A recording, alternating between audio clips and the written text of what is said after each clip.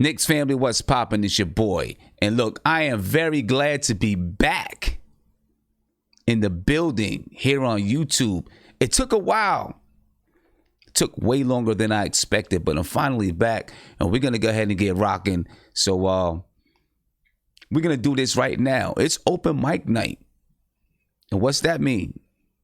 That means whatever you want to say, whatever you want to talk about, you call in, you put it in the chat. We're going to talk about it. Let's get with it.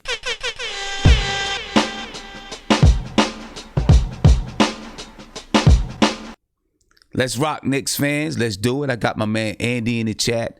And right now I'm still trying something new, right? I'm still streaming on 2 other platforms right now. I'm on Facebook, I'm on Twitter.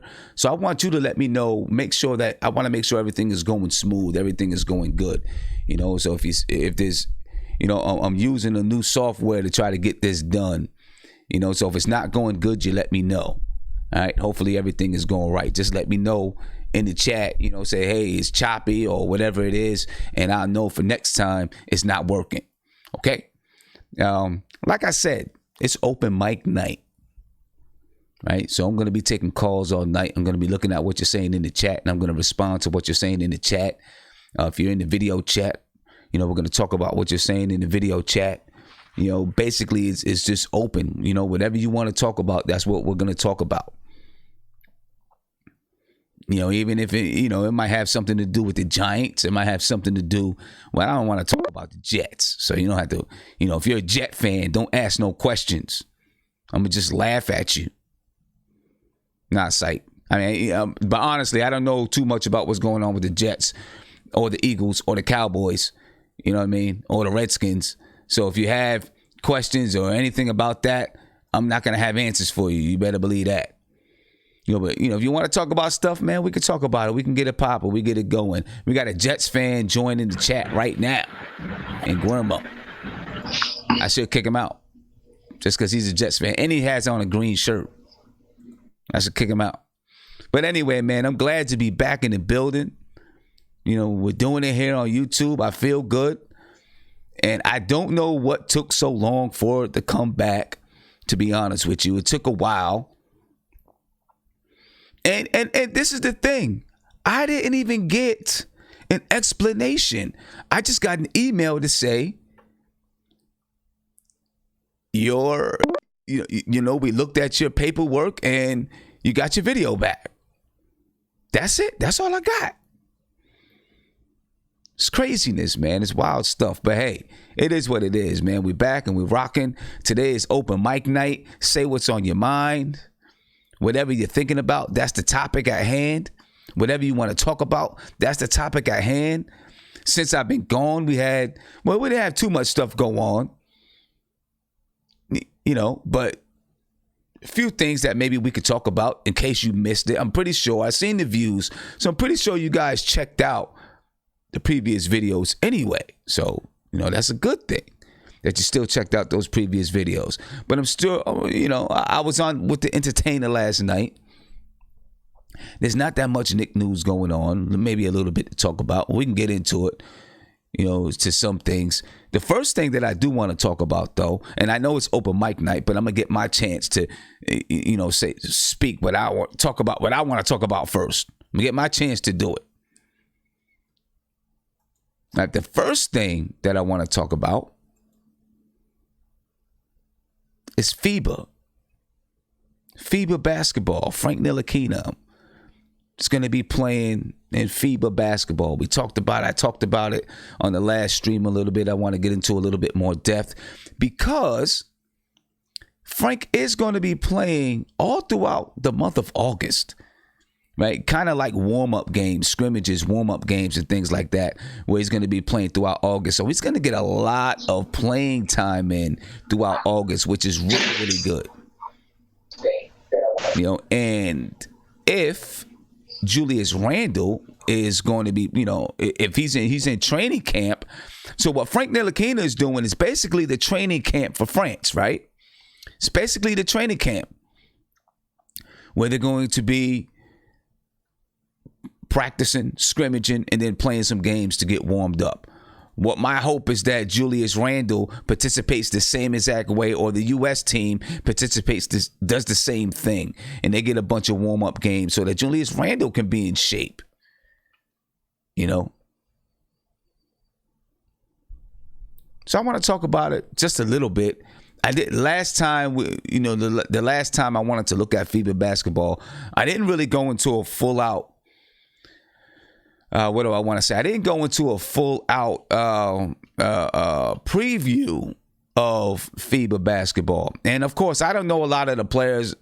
Maybe some of you do. I don't know, but I don't know a lot of the players that's there besides players that's in the NBA that's there.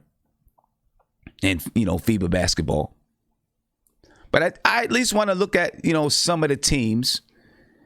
Look at the schedule. Look at, who's in what brackets and those type of things. Because I'm pretty sure you're going to be following it. I'm going to be following it. We're all going to be following it. So that we can follow Frank Ntilikina and possibly follow Julius Randle. Right, so I'm going to get to that in a second. Before I get to that, let's just introduce the guys that's in the chat. And I'm going to ask guys in the chat, please, try to make sure you have good light. Try to make sure you got, headphones in so that your sound comes in nice and clear. Something like that, okay? So I'm going to bring these guys over. We're going to talk to these guys, say what's up a little bit. And while they're saying what's up, I want to get some stuff up about FIBA basketball, okay? I'm going to start with my man, Tony Crow. Just joined us in the chat.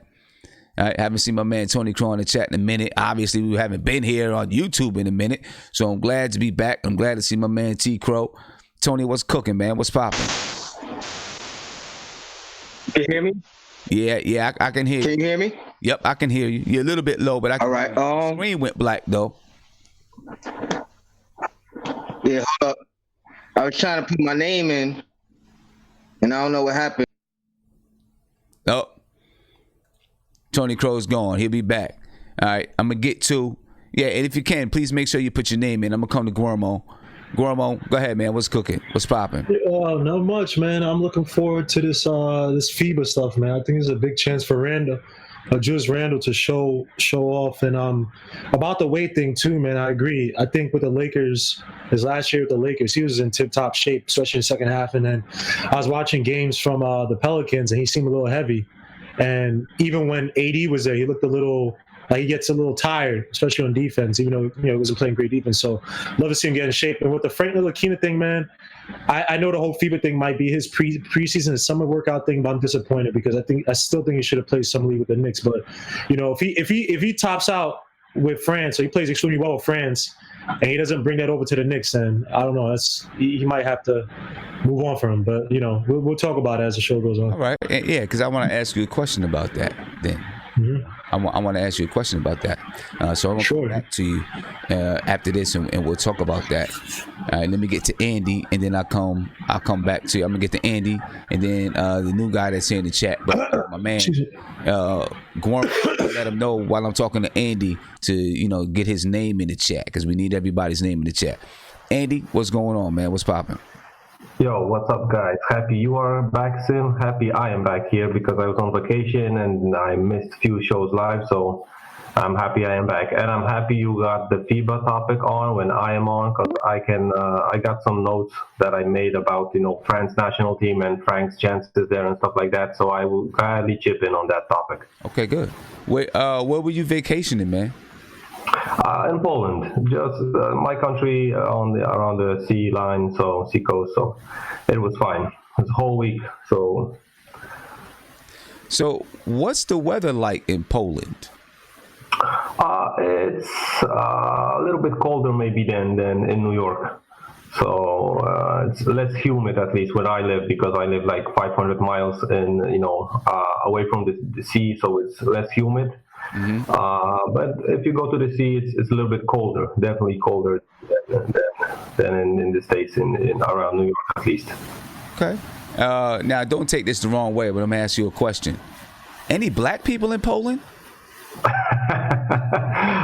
Well, to be true, let's say I live in a city that's around 250,000 people. I'm going to put a number around 50. maybe around here, and that's only because my city is a huge agglomeration of students. We got like 5 universities here, so it's a huge student city, and we got those foreign exchange students. That's what I can call, only guys I can recall. Like maybe if you would ask me the question, maybe like 15, 20 years ago, I would answer with 2 or 3 people, and it would be like an English teacher that came here as a guest, and he stayed and married a Polish girl or something like that. Oh, wow. So people, you have black people beginning to, kind of, like you said. Yeah, but and to be true, I hope I'm not gonna blackball Polish nation stuff like that. What But Polish nation is really racist, so I didn't expect it's gonna go at this tempo. So and it's not only to you guys, just it's for every other than white race. Yeah. So Okay, huh? Well, that's good to know, because that's really good to know. I won't be vacationing in Poland. You got an invite to me, so I'm going to keep you safe, though. Yeah, I won't be vacationing in Poland anytime soon. So that's pretty good to know. Yeah. All right. I appreciate it, man. I'm gonna get around to the new guy here. All right. Let me see who's knocking to get in. Look like that's Tony Crow on the way back in. All right. Maybe he got. Well, let me get to Tony. Maybe Tony got it straight. Tony, you there? Yeah. So what's cooking, man? Ain't nothing. What you doing, son? I'm chilling, man. I'm chilling. And, for those of you who may not have joined the last stream, or was actually not the last stream, last night I was on live with the entertainer, you know what I'm saying? And we were just chopping it up a little bit. And so some of you may not know, Tony was on a crazy tour, man. A crazy Six Flags tour. This man went up and down the East Coast with his daughter going to Six Flags. It's a beautiful thing, though. You know what I'm saying? That's a real nice thing. But man, I mean, you was at just about every single Six Flags on the East Coast, man. Yeah. I got 2 more to hit up in the East Coast. Okay. And I'm hoping to get to California. California has 4 of them, so if I make it out there, I'm gonna try to hit at least 2 of them in Cali. All right. So on the East Coast, the ones that you've been to, which ones were the best? Oh, Jersey by far. And then I would have to say Massachusetts. Massachusetts. Okay. Yeah. And then probably Darien Lake. My home park is Lake George, which, to be honest, after going to all these other ones, I don't even want to go back to Lake George. It feels like a kiddie park now. Yeah. I've been in the one in Lake George, man. Before it's all right, but I've been to other ones that's just way better. You know what I'm saying? Just way better than the ones in Lake George. Lake George is all right. You know what I used to do with Lake George? Because I was in Albany, and what I used to do with Lake George, I'd go up there like 7 o'clock. You know what I'm saying? And it was great because, one, they they'd let me in for half price. You know what I'm saying? So they let me in for like $15, $20, right? And then nobody is in the park. People, they're rolling out. They're going home. They're leaving the park. You know what I'm saying? So I'd get in. I can jump on all the rides. I got about 2 hours, 2.5 hours to get on all the rides, easily get on the rides. And then my pass lets me back in the next day. You know what I'm saying? Nice. That was a nice little scam. You know what I'm saying? I don't know if it was a scam, but it felt like a scam at the time. You know what I mean? For sure. You got to get in any way you can. But I will say this: anybody that's interested, if you have a Six Flags that's within an hour of where you live, get a membership. It's like $6 a month for 12 months, and you get to go to any Six Flags as many times as you want, it's well worth it. Yeah. It's well worth it. Yeah, You figure if you buy two. I mean, I did it because I had the access. Yeah. Now I definitely agree with you there, Tony. It's definitely worth it, man. To you get the pass. I got a pass. Me and my daughter and my wife, we all got a pass. Our pass, it includes food, everything. You know what I'm saying? Parking. You know what I mean? Yep. And I mean, all I gotta do is show up, and I can eat lunch, snack, dinner. It's pretty dope. I haven't been this summer, but I plan on it. I plan on it. My nephew's birthday party is this weekend, so we're gonna, we gotta rock that out this weekend, and then be hitting up Six Flags. But I'm gonna get back around to you, Tony. All right. I'm gonna come to my man Anthony Jones. What's up, Anthony? How you feeling, man? Glad to see you in the chat. I'm good, man. How you doing? I'm good, man. Good, man. This your first. Obviously, it's your first time in the chat. Welcome. Yeah, man. I've been actually listening to you about a couple weeks now with all the Knicks news, all the free agency. I take my dog for like an hour walk every day, so I've been listening to you every time I go for a walk pretty much. Okay, I appreciate that. I appreciate it, man. Well, it's open mic night, you know what I'm saying? So hopefully you got some topics you want to talk about. I'm going to get to everyone, and then I'm going to come back around. We're going to start, That was my main reason for calling, and I actually have something I really want to bring up. Okay, cool. Good. And let me get to City for Real. Nice to see you in the chat, my brother. How you feeling, man? Hey, I'm good, Sim. How you doing, man? I'm good. I'm glad to be back on YouTube. You know what I'm saying? So it's nice. It's good. That's what's up. I can't wait for this open mic, man. It's gonna be lit. Yeah, we're gonna get around. I'm pretty sure it's gonna be a lot of topics to talk about. I'm gonna try to open it up. I'm gonna try to unmute 2 or 3 people at a time so we can get some nice conversations and debates in. So it should be right. Yeah. Hey, I just had to show you some. Remember, I was telling you in the entertainer, I wanted to show you the orange and blue dreads. Okay. Oh, okay. That's pretty dope, bro. Yeah, that's what's up. Check it out. No doubt. That's pretty. I'm trying to tell you, man. I did it. Yes, sir. That's orange. That's Knicks fans to the blood, baby. That's what I mean. Who's Mark? What's good, man? I'm saying, as Knicks fans, we die for this, man. That's what we do. We die for this. You got a man dyeing his hair blue and orange. That's what's up. That's what we do. That's how we do it. That's what's good. Yeah, man. So yeah, it's just open mic night. So we're gonna be coming around. Have some topics, some things you want to talk about.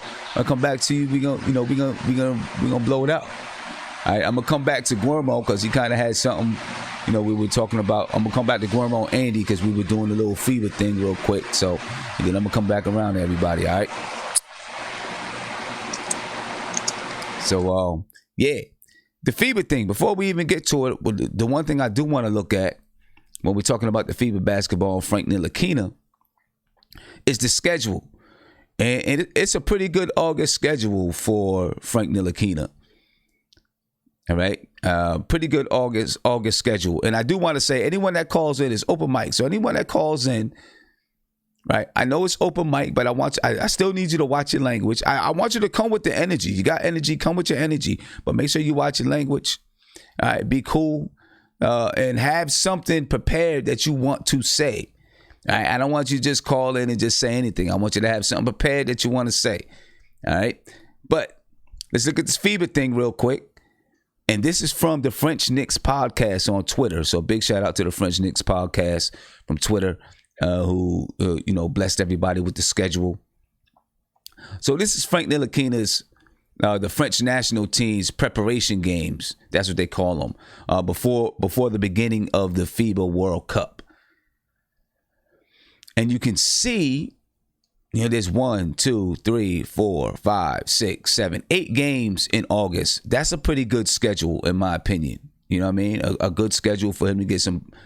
Not just him, but everybody that's on that French team. And that they have a pretty good French team. They got a lot of NBA players there. A lot of NBA players on that French team. But it's a good schedule. They play, on August 5th, they play Turkey. August 7th, they play Tunisia. August 15th, they play Montenegro. August 16th versus Brazil. August 17th versus Argentina. August 24th versus New Zealand, August 25th. Is that, yeah, the 25th versus Italy, and then the 27th versus Serbia. So that's a pretty good schedule. And then I think like September the 2nd or something like that is when France will play their first FIBA game. You know, but that's a nice little schedule. And I'm going to get to the phone lines shortly. So, you know, just be patient.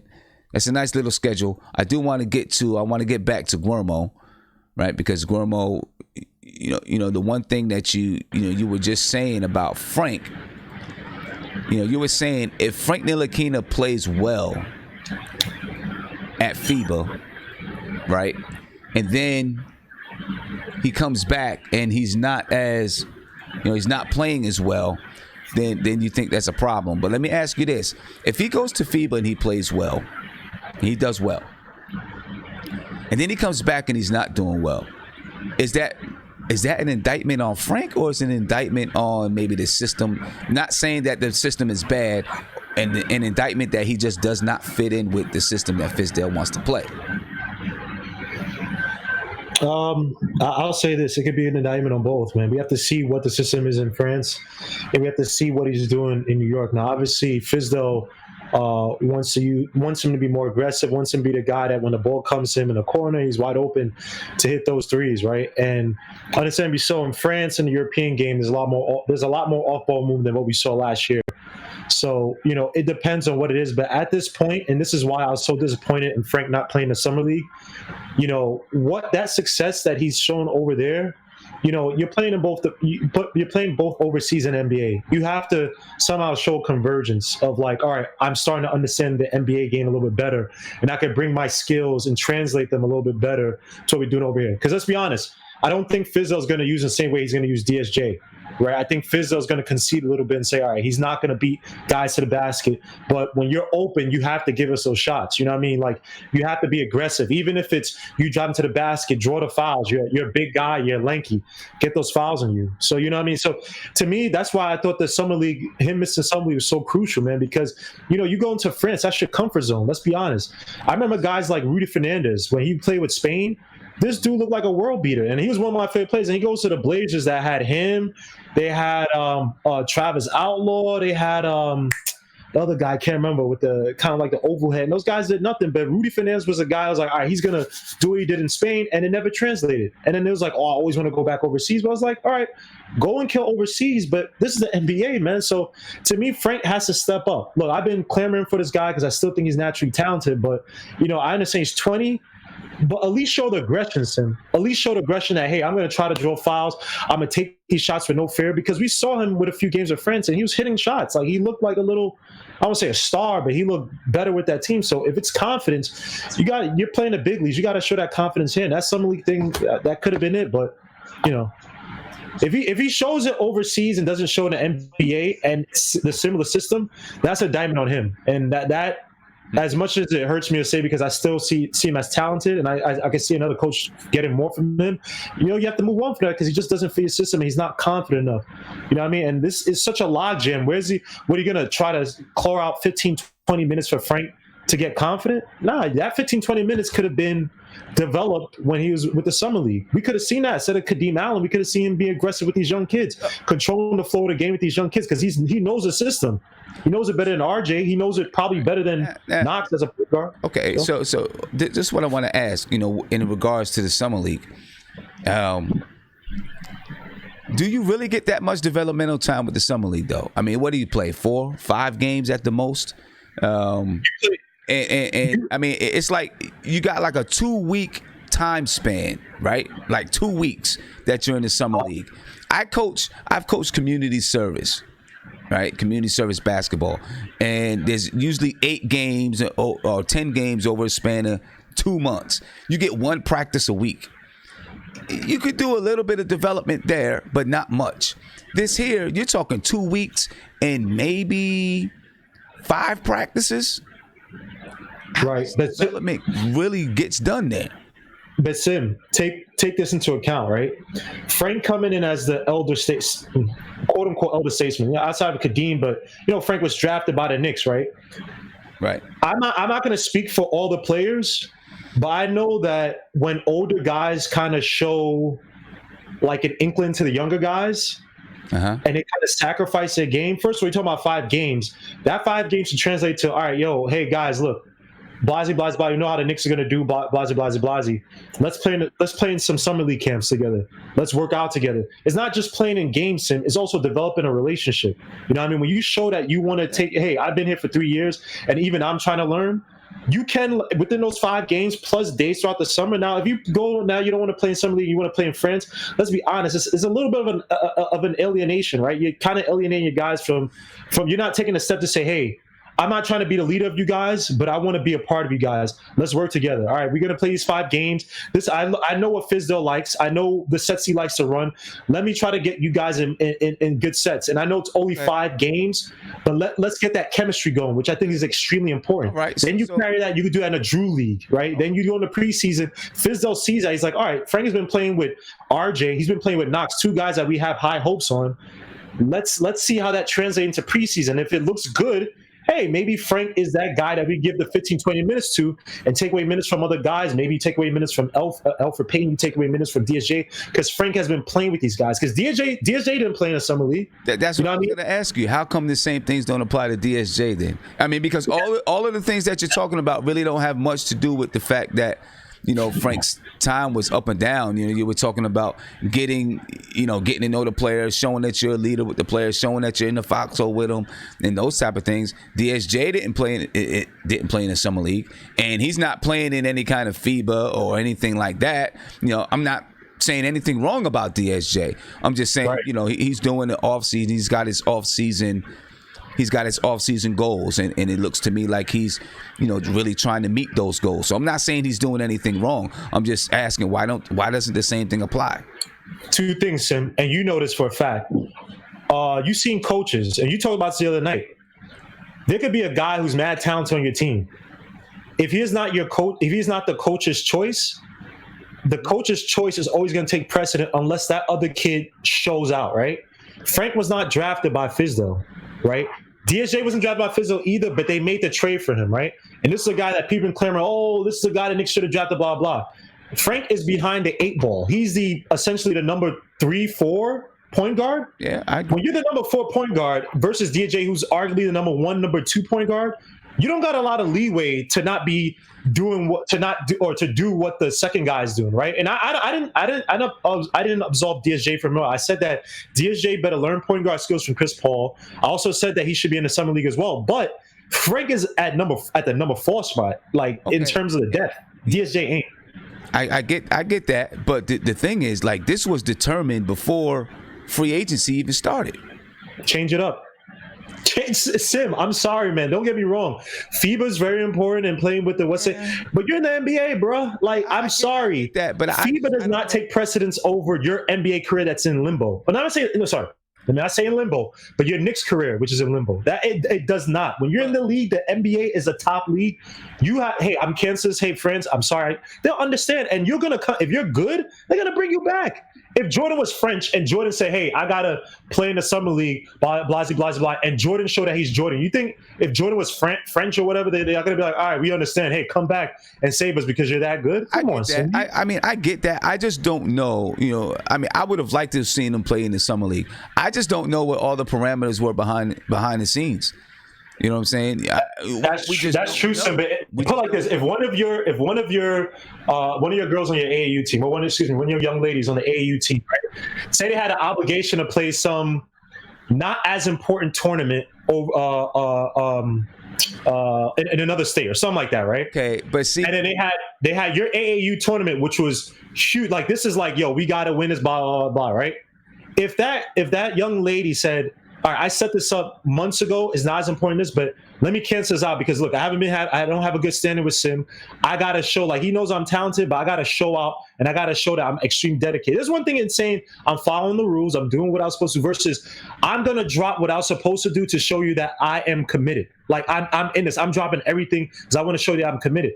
You're going to say and tell me that doesn't win over some points for you, then if you see that development, it's like, yo, this dude's really serious. He really wants to turn around.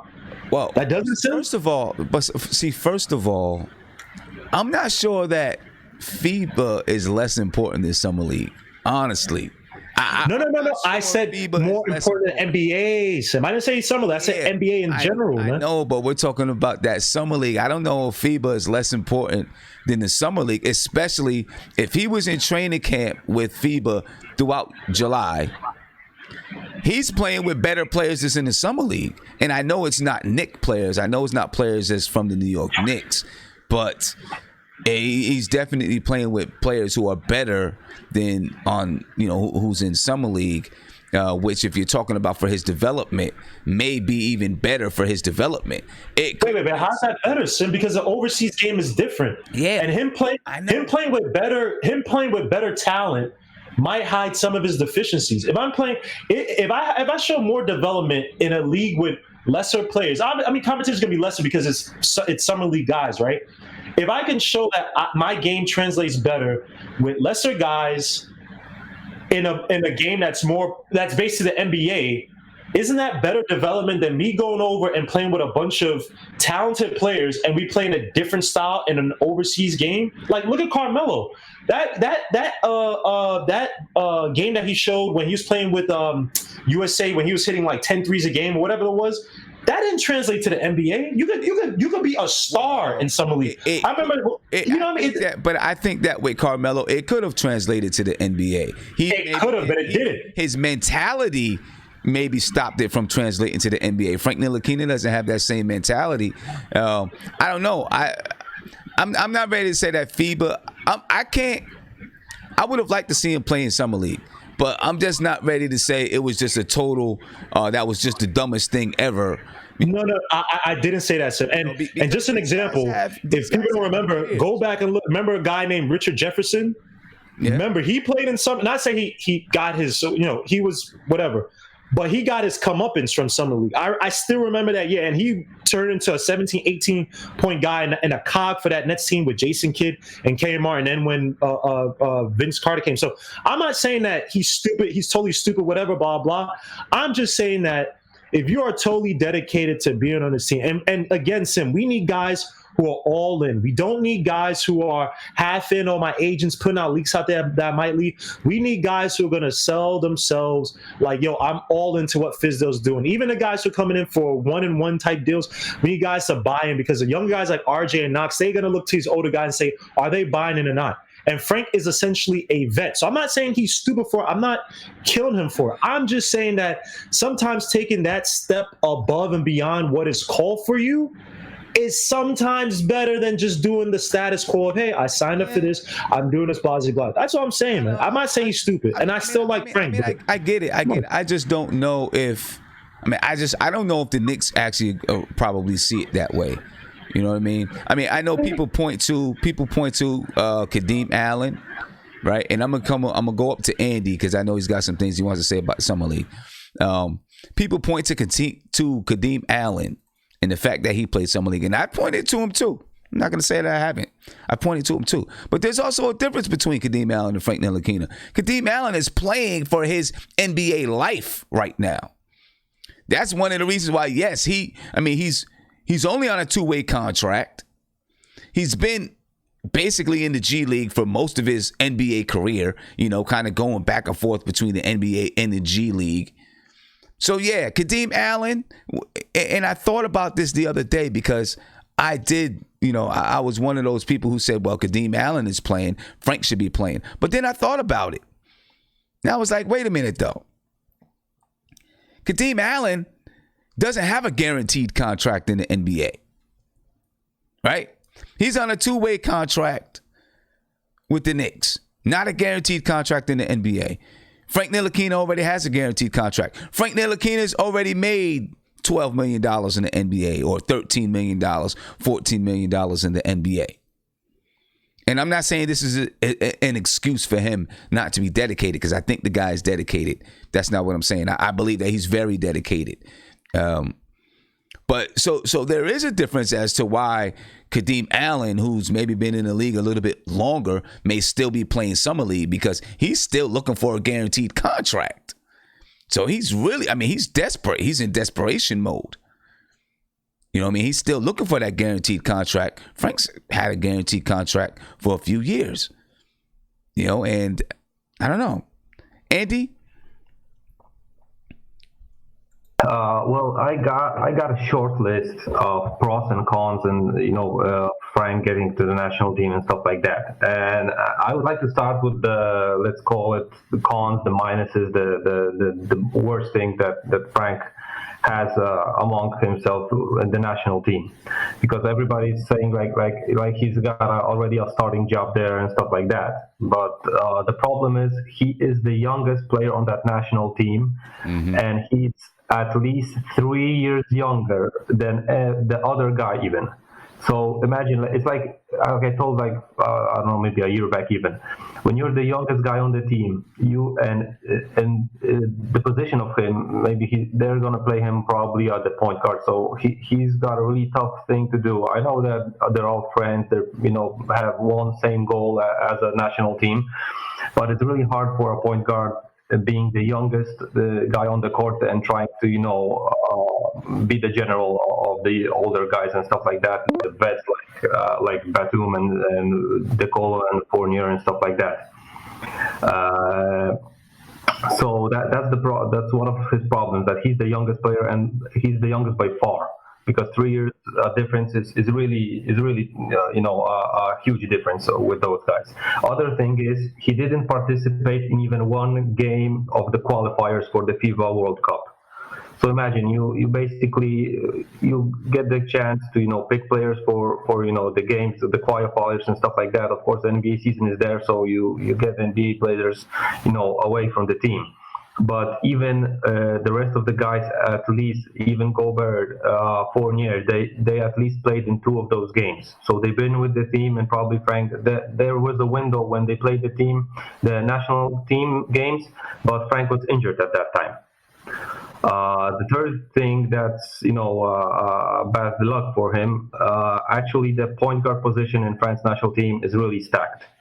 The guy that played the most qualifying games, Andrew Albisi, he really played in each of the qualifying games. He played in 26 games there, when the other the player that played the most games was around 20. So he really had those minutes at the point guard spot and stuff like that. Other thing is that I don't know if you guys remember Nando De Colo. He was playing for the Spurs. He moved to CSKA Moscow. That's like the best team in Russian league, and the Russian league is really top heavy. So he's really having a great competition there. And also Thomas Hurtel, he's playing for Barcelona. That's one of the top 2 teams in the EuroLeague. So his position is really, really stacked there, and I don't see him getting more minutes than those 2 guys. I'm talking about the World Cup games. I'm not talking about the qualifier games, the preparation games and stuff like that, because there he's going to get minutes. But I'm not seeing him taking like 30 minutes a game in the main games of the World Cup, because he really has other guards that are really, really at this point of their career better and higher skill than he is. But on the other side, the pluses, the pros like this. The head coach of the national team, Vincent Collet, is the head coach that coached him in Strasbourg. So he's gonna have a plus there, because he probably is gonna favor him a little bit, because one, he's the youngest, and he played with him. He made his career, he grown him and stuff like that. So he knows how to use him, because he was the national coach for like the last 8 years, I think. He was coaching the younger team that Frank was, the star there. So I think he's gonna give him a shot, at least minutes in the preparation games. Other thing is that they're actually playing 8 games, like you said. So there's plenty of minutes to share in those games that are meaningless. They can lose those games, but with their squad, I think they got like, probably they're going to finish like 6-2 or 6-7-1 and stuff like that. Looking at the other teams there, so that's the thing. And the other big plus, like I said, the Albisi, the guy that was the main point guard on the team in all those qualifying games and stuff like that. Yep. He was shooting 29% from the field. So that's a stat that Frank even can beat, I think. Yeah. Wow. Okay. Yeah. Yeah. That was the main input that I want to throw it out there, so guys that like you that don't share the chances to see the French national team play on a daily basis, can bring up to the conversation and stuff like that. Yeah, and I'm really hoping to catch some of these games. I think they should be on ESPN, ESPN2. So I'm really hoping to catch some of these games. I'm gonna try to find streams of those games and stuff like that, and link them on our groups and stuff like that, so we can share them and watch them. Definitely, because I definitely want to watch them. I'm gonna get to a phone call. All right, Cool. caller, you're on live with Nothing But Knicks. What's popping? Hey, Simeon, how you doing? Hey, it's Bobby, right? How you doing, man? Yeah, Chris's friend, the entertainer's friend. Yeah, man. How you feeling tonight? I'm feeling pretty good. I'm feeling really good because I'm finally back on YouTube, so I feel really good. Yeah, I'm happy you are too. You're awesome. Thank you. I appreciate that, man. How's it going tonight? Good. I thought that guy in the screen looks like the guy from Chicago PD. I thought that was him, but it's not. No, it's Andy. He's from overseas. He has an accent. Yeah, he's from. I thought it was him for a minute. Yeah. What's his name in the screen, the big screen? Andy. His name is Andy. Oh, hi, Andy. How you doing? Yeah. Yeah. We get a lot of people from across the pond and overseas that check. Oh yeah. Somebody goes into Mr. Bad Dogs. He's from the pond too. Yeah, I mean. So I got a thing that I want to share with you. Okay. And it says, let's see, the guy's going to the. Let me just get it for you. Randle's among 6 added to the U.S. NBA World Cup squad. Yes. Isn't that pretty interesting? Yes. I think he's in training camp. I think he's going into training camp, and we'll see if he makes. Oh, he's not going to the World Cup then. Yeah, I think he's just in training camp right now. I don't know exactly how everything works, but I think he's in training camp, and then could possibly make the team. Yeah.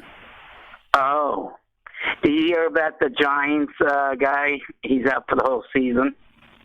Yes, I heard about it. I seen Chris, saying something about it a little bit earlier.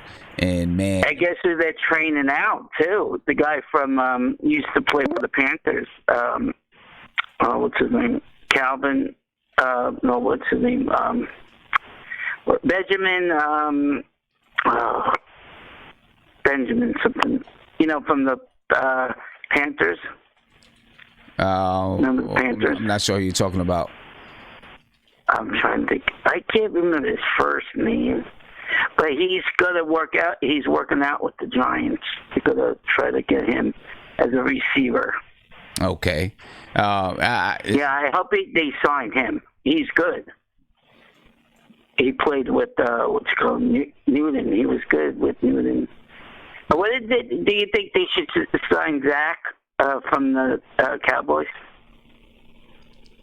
Zach who?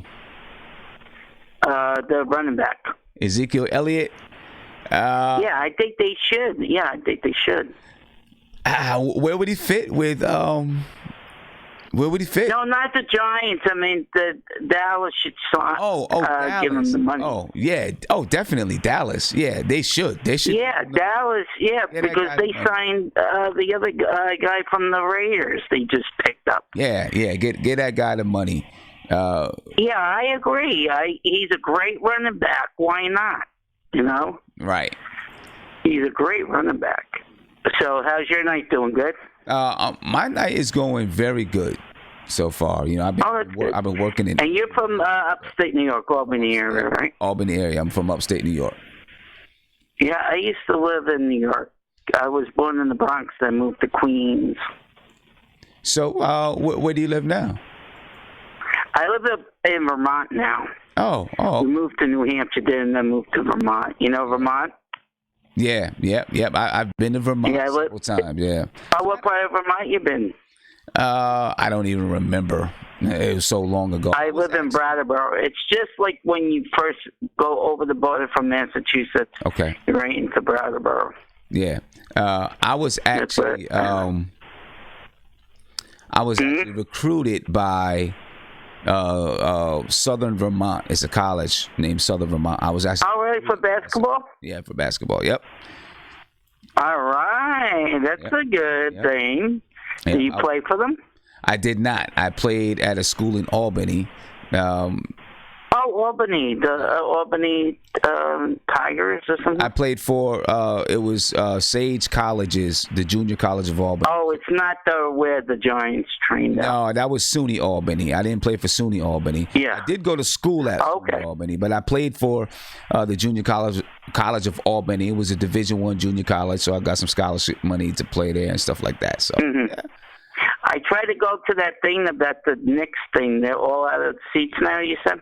It says it's all in Knicks. Opening night? Yeah. Well, no, it's not out of seats. You would actually purchase that from me. Tiki.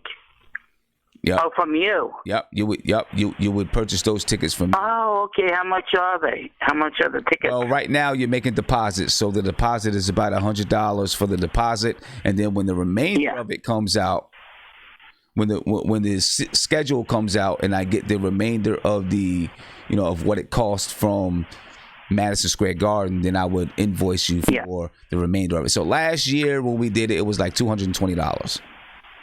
Oh, that's not bad. No, that's not bad. I went down to Yankee Stadium. We took a bus from Vermont. It cost like that much, and we sat in good seats at Yankee Stadium. We sat right where the seats had padding on it. It's good for my butt, too, so it doesn't fall asleep, When you sit on those hard seats, it really makes your butt fall asleep, So, no, I really want to go. Who are they playing that opening night? I'm not sure yet. The schedule will come out in August. Oh, right. It's too early now. Right. Okay. Where do I send the money to you then? So I have a website, nothingbutnicks.com. Yeah. Right. And if you go on the website, right on the front of the website, you'll see a picture of Mitchell Robinson. You can click on that picture and it'll take you to the page where you can pay for it. I hope Chris goes because he's going out to Smelly Dow, Texas. Yeah. He usuly goes. I don't want him to move to Texas. I'm going to miss him. Yeah. He's going to miss Mr. Softy and all that, Oh. He's a good guy, isn't he? Yeah, Chris is a good dude. Isn't he a nice guy? He's a good dude. Real good dude. You know Mr. Bad Dog, too? Yeah, I know him. I don't know him as well as I know Chris, but I've been, I've been on a couple of shows. It's his birthday today. He's 43. Oh. All right, cool. Nice. They're having a show over there. I called you instead. Yeah, because Mad Dog wouldn't do the call-in show. So. Oh, he's not doing the call. No, I'm not doing Skype tonight. He never does Skype. Okay. So I called you instead. I appreciate that, Bobby. Hey. Because I like talking to you. Yeah, I appreciate it. I like talking to you too, man. I know. I talk too much, don't I? It's cool. It's cool. I know. Chris loves it when you call up and talk. Yeah. Yeah, I love to talk. Like he always says, my phone is always connected to my ear because when he does his live and call shows, I'm like I was the first one on the other day. Remember? Yeah. Yep. He says, "Wow, Bobby's always on first," Yeah. Yeah. You always make. All right, so I let anybody else calling in. Yeah, I'm pretty sure we got some people calling in. All right. Well, you enjoy. When is your next live and calling show? The next one will be Monday. Oh, Monday at what time? About 10 o'clock. Okay, I'll call you then. All right, appreciate it, Bob. Have a great weekend. Nice talking to you. Too. Nice talking to you, man. Have a good one. All right, ladies and gentlemen, that's Bobby. He joined us on the Entertainer Show last night. If you don't know, I do a Thursday night show with the Entertainer where we talk Knicks. All right, so it's open night mic. Open mic night. I said that the wrong way. Let me get to another caller. Whatever you got to say, man, whatever's on your mind, let it out. Caller, you on live with Nothing But Knicks. What's poppin'? Hey, Sim. What's up? It's JP. Hey, JP. What's going on with you? How you feeling? I've been all right. How you doing?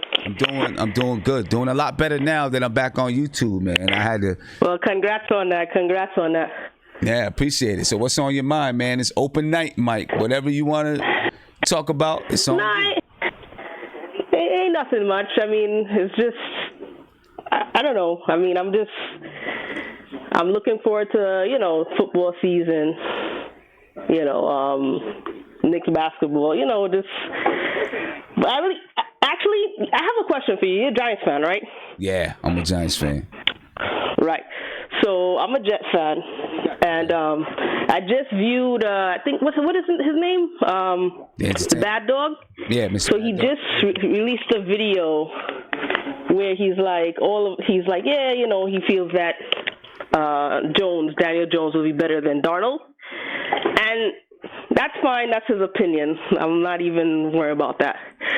But the thing that got me is that the fact that 3 months ago, like his reaction video to, you know, them picking Darnold, I mean not Darnold, but Jones was so horrendous that like it actually made like the blooper reel of the fans' reactions. Yeah.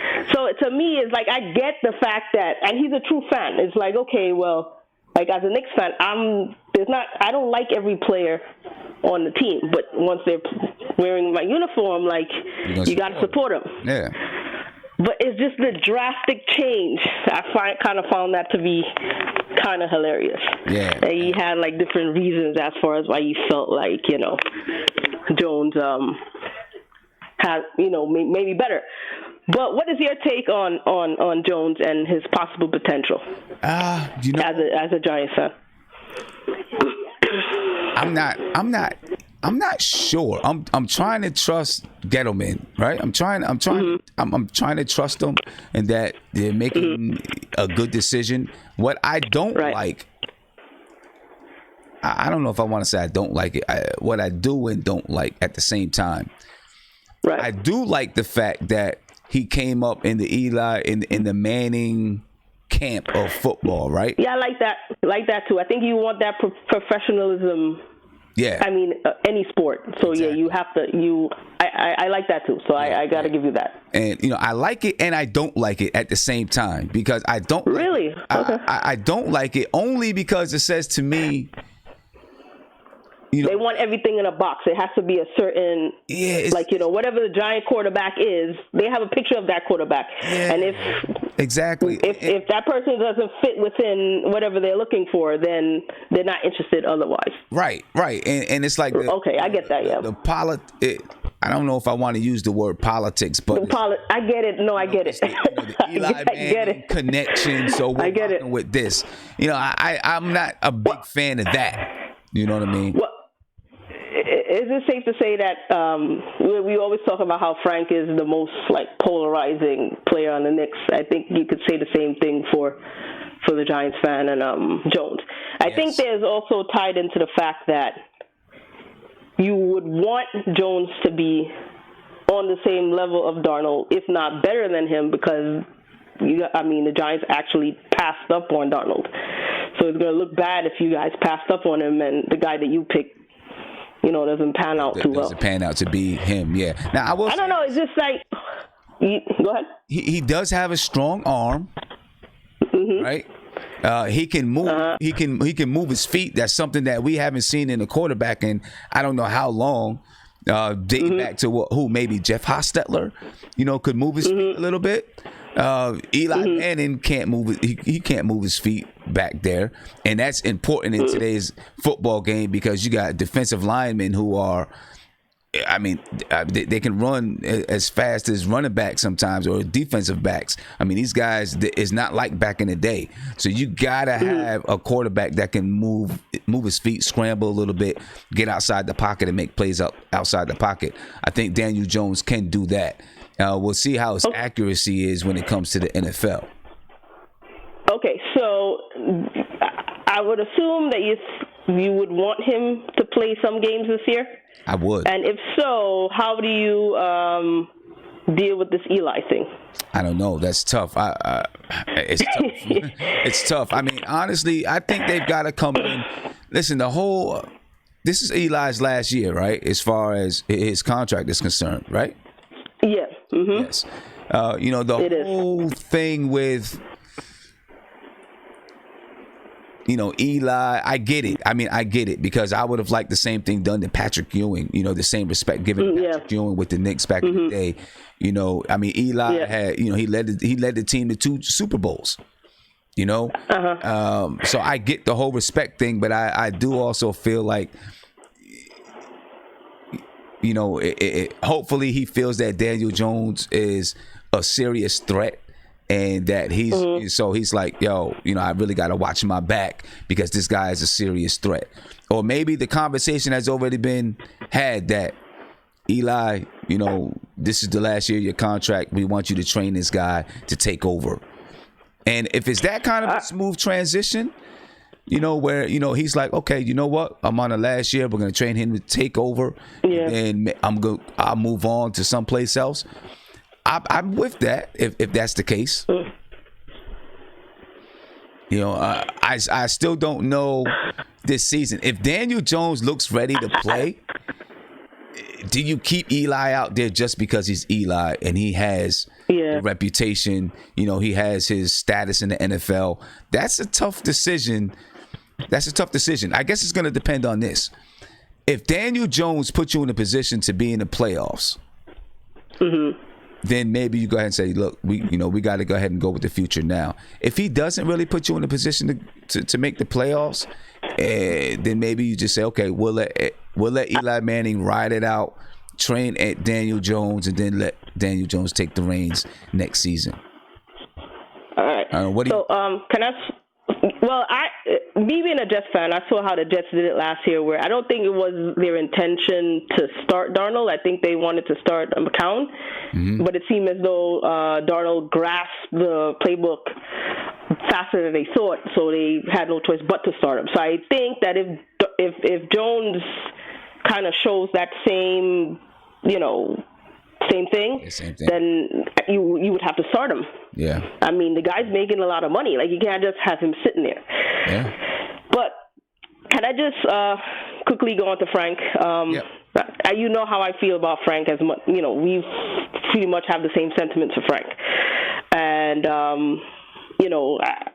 at this point, I'm just like, I have Frank fatigue, unfortunately. But I will say that regardless of how this Frank situation plays out, the Knicks will take a L regardless. And I say that because, granted, Frank is at the point where he has to take it upon himself to say, oh, you know what, this franchise may not be in my corner 100%, so I got to take it upon myself to make myself better.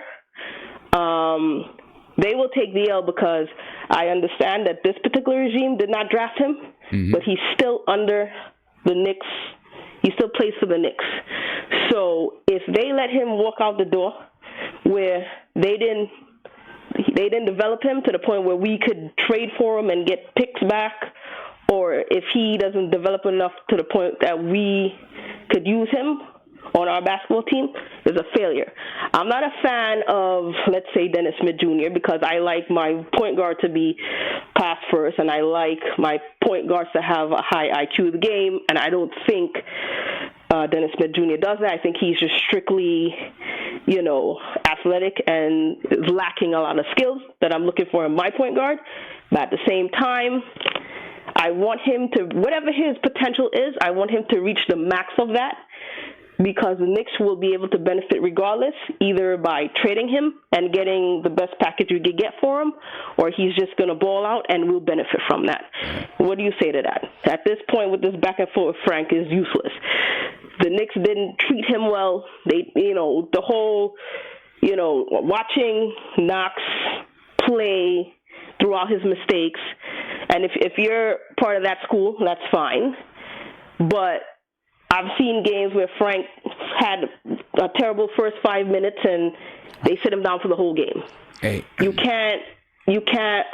can't agree with that. Like, it has to be, if it's good for one, it's good for everybody else. Yeah.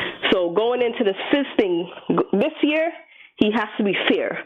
Like, it can't be, you were on this team before I came here, so I'm not really going to be paying attention to you. Because, yes, I understand that they took a lot of reclamation projects and, they're able to prolong Moutier's career and prolong Vonleh's career and everybody else that we've helped. But in doing so, you're not paying attention to the people that you drafted. And a lot of these free agents, I would think, will look at that and be like, look, the Knicks draft these players, and they don't treat their players well. They don't put the time into their players. If you could argue that some of the times their players get worse. So how are you going to attract free agents if you can't even develop your own players? and that's very important. Yeah. Like you watch Utah and these teams, I don't get it. Like I don't understand. Like I don't know what they're doing wrong that they need to fix. And it's not about Frank. It could be somebody else. It's just they need to do something fundamentally is not right there. Now I like the fact that with the way they treated RJ and from day one they look like they embraced him more than they embraced Knox, which is whatever. But it's so clear as day that like Frank is like the black sheep, and regardless of whether you have a lot of people in your chat sitting there trashing this kid, and it's like it's very hard to play basketball in a foreign country for a team that doesn't even support you. And how are you supposed to succeed in that? That's like going to work in an environment where no one likes you, but they want you to proceed. They want you to perform at the top. You can't do that. Mentally, you'll go crazy for that. I'm surprised he hasn't gone crazy yet. Yeah. It's just I don't know. No. I mean, listen, I get you, right? I did a whole video on when he played against Orlando. They played him for 5 minutes and then took him out. And Jamila, let me. I'm gonna let you. Yeah, no problem. Have a good night, man. I'm gonna answer it. I appreciate the call and hopefully I see you open. No problem. All right. All right, take it easy. And that whole thing what she was saying about Frank. I mean, I agree. I definitely. One, I'll say this. I do believe that Frank's got to bring it. We know that. He's got to show and prove that he belongs in the NBA. He's got to turn the coaches' heads. That's why I understand exactly what Guermo was saying. But I also understand that Frank's been through the ringer on this team. There's no doubt about it. You started with Coach Hornacek, where he was getting choppy playing time here and there. And went to Coach Fizdale. And with Coach Fizdale, it's the same thing. Choppy playing time. You start him for a few games and then you don't start him and all kinds of stuff. So I definitely understand that Frank's been through the ringer and it hasn't been an easy go for Frank since he's been here. So it's two sides to it. The Knicks, I don't believe that they've done. I guess they just don't have faith in him, or maybe they don't know exactly where he fits. And also, they didn't draft him, so you have a less allegiance. On the other hand, Frank Ntilikina, if he comes out and he just shows and proves, then it's undeniable that. Listen, we got to keep this guy. We got to make sure we play this guy because we need him out there. This is definitely a pivotal year for Frank Ntilikina. This is open mic night, ladies and gentlemen. So I do have another call coming in, but before I get to that, I want to say I want to give a big shout out. To Good Citizen. Thank you for the super chat. Said, love the channel. Thank you for all your updates. Go Knicks. He was born and raised in the Lower East Side. Good Citizen, thank you. I appreciate you, man. And hopefully you keep coming back. And I know I'm going to see you on the Entertainers channel on Thursday nights. Thank you. I appreciate you. Now let me get to a phone call. Call you on live with Nothing But Knicks. What's popping? What's going on, Knicks family? I'm chilling, man. What's going on with you, man? It's open mic night. So, whatever's on your mind regarding the New York Knicks, let it go. There it is. Hey, I'm calling from Fayetteville, North Carolina, home of the former New York Knicks GV team affiliate.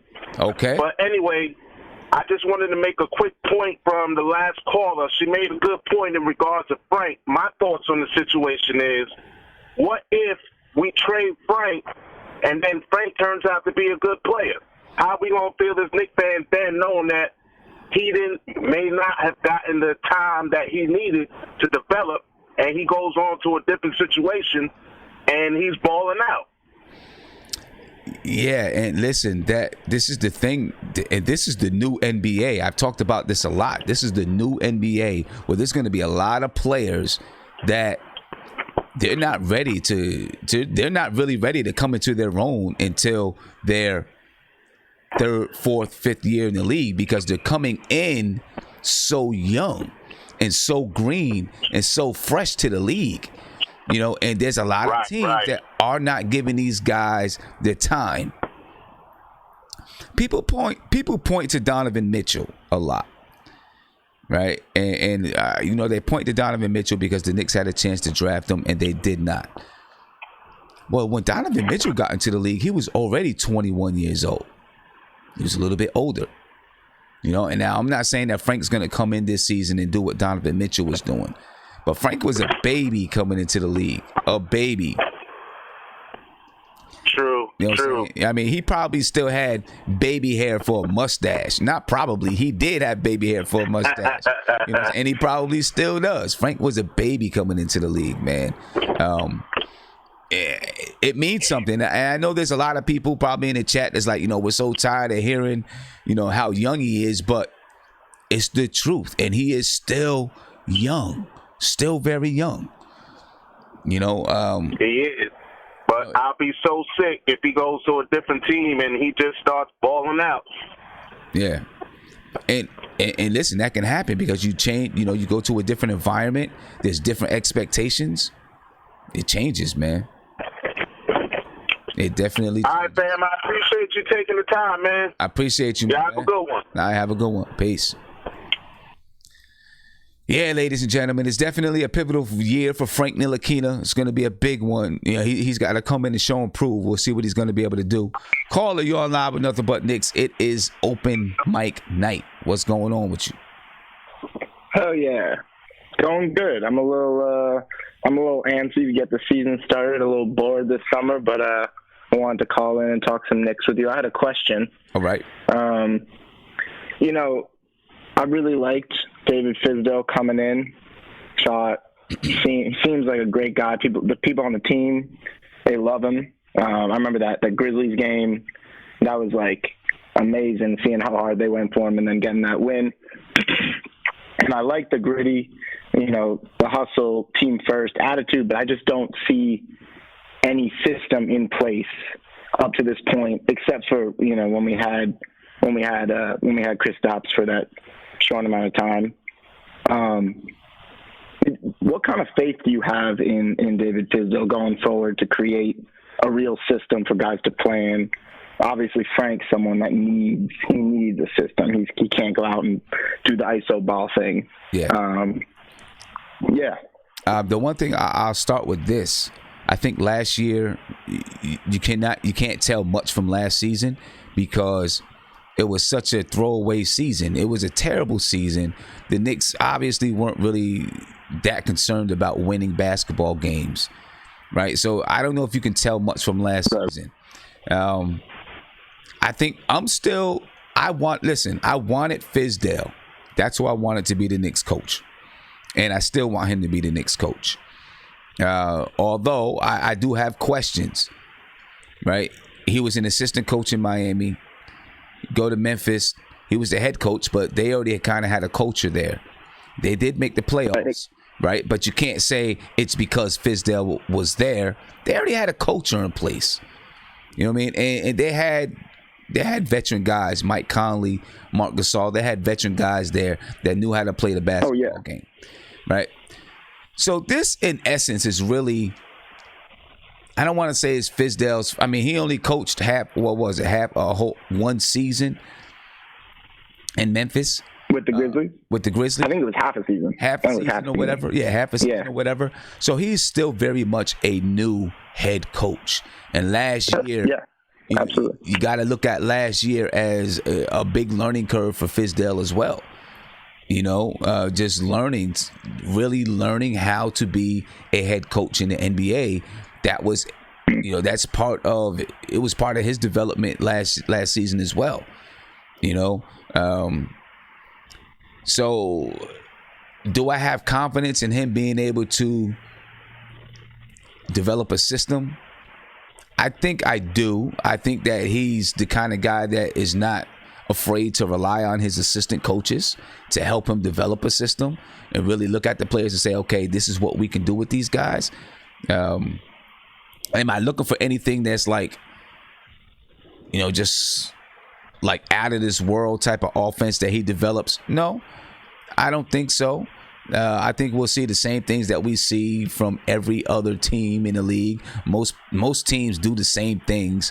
They just execute it better. right? Some execute better, some execute worse. It comes down to me, it doesn't come down to everything that you do throughout the game, right? Because most teams are going to do the same things. There's going to be little variations here and there. When you get down to crunch time, when you're in that fourth quarter and you got to make a call and you got to make some adjustments, those are the things that really mean a lot. Your adjustments, your fourth quarter calls, those mean a lot as far as, right. That's why Dwayne Casey couldn't last, right? Exactly. That's why Dwayne Casey had a hard time. Yeah, because those adjustments from playoff game to playoff game and things like that were really called into question. Yep. So it remains to be seen, man. It really does remain to be seen as to what Coach Fizdale is going to be able to do with these guys. I'm excited though. It's going to be like a brand new season, even for Coach Fizdale. He's going to hit. Oh yeah. He has another year under his belt as a head coach. Right, where he's got some real players on the roster. He's got some NBA talent on the roster. Oh, absolutely. So and that means a lot. That means a hell of a lot. And maybe maybe in Elfrid Payton, he has a guy who's going to be able to, whatever his system is, who's going to be able to really lead that system on the floor. Yeah, I'm really excited to see Elfrid Payton come out. I'd honestly like to see him start and have Dennis come off the bench. Just having someone, that person that we all expected, obviously not being patient enough with Frank, but expected him to be that calm demeanor on the court, getting players their shots. But we're going like 10 deep next year. We've got a lot of players. I'm a little worried about the rotation. I want to get your take. Who's your starting five? Obviously, Fizz is going to mix it up a lot, but what do you expect to see out of the gate? Jeez, it's tough. At point guard, I'm still a little bit up in the air. It's either going to be between Elfrid Payton and Dennis Smith Jr. A lot's going to depend on how Dennis Smith Jr. comes in after the offseason. And then at shooting guard, I think RJ Barrett is going to start at the shooting guard spot. And, there's some people that think he might come off the bench. I think he's going to get that chance. At the 3, I'm going with Marcus Morris. I'm going with Marcus Morris at the 3, Julius Randle at the 4. And then at the 5, I would like to see Mitchell Robinson start. But I would not be surprised if Taj Gibson or Bobby Portis started at the 5. Yeah, I agree. I could see it.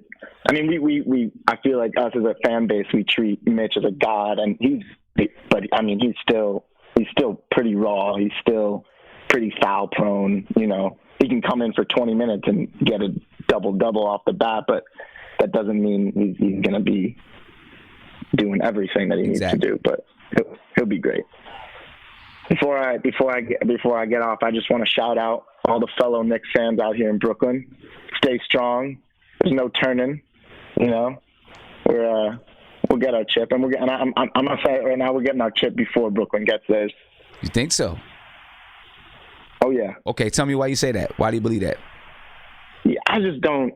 I mean, KD, that's such a big question mark. No one's come off the Achilles like that at that age, returning to level. Even he's a great shooter. He can come up and just be a good shooter, and that's enough. He can be a great player still, but then you got the whole Kyrie thing. I mean, we all watched him in the playoffs last year. That was embarrassing. I'm a big Kyrie fan, and that was really tough to watch. And I just don't see him kind of fitting in with the Brooklyn culture. They were, all right, I'm sorry, Knicks Nation. They were a fun team to watch last year. They played right. They played team ball.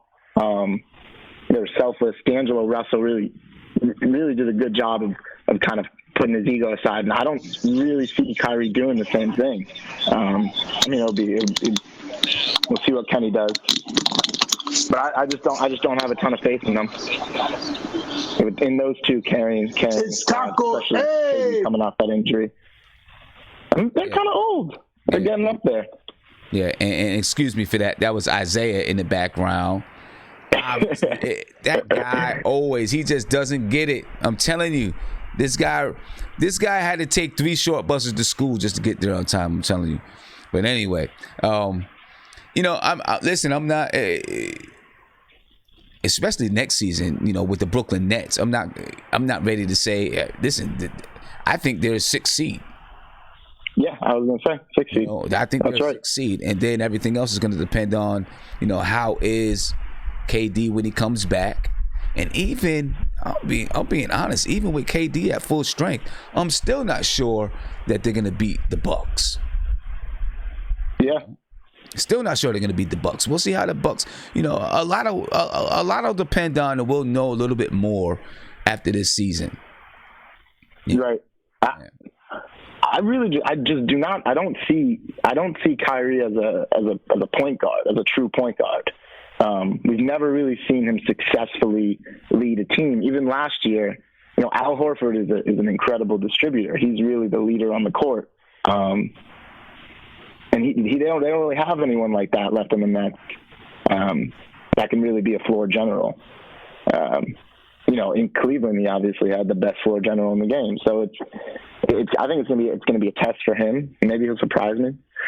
I'm excited though. It's gonna be a great season. Yeah, so open. Yeah, I'm definitely looking forward to it, man. I see that picture of Taj Gibson. I mean, it's on the cover of this video. Taj Gibson, Bobby Portis, Julius Randle, Elfrid Payton. You know, they got the jerseys behind them that say Dog Pound, and they're working like crazy hard. I'm excited. Oh, that's hard. Wait, you know, man. Oh yeah, I really can't wait. Yeah. Yeah. But oh man, I'd love to go to see some Knicks practices. I'm sure they're going to be so competitive. Oh man, they're going to be getting after it, and I think these guys got a chip on their shoulder. I really do. I really think they got a chip on their shoulder, man. Hey, I appreciate the call. What's your name again? Oscar. Oscar, appreciate the call, man, and hopefully we'll get a chance to talk again. Yeah, hell yeah. Take it easy. Peace.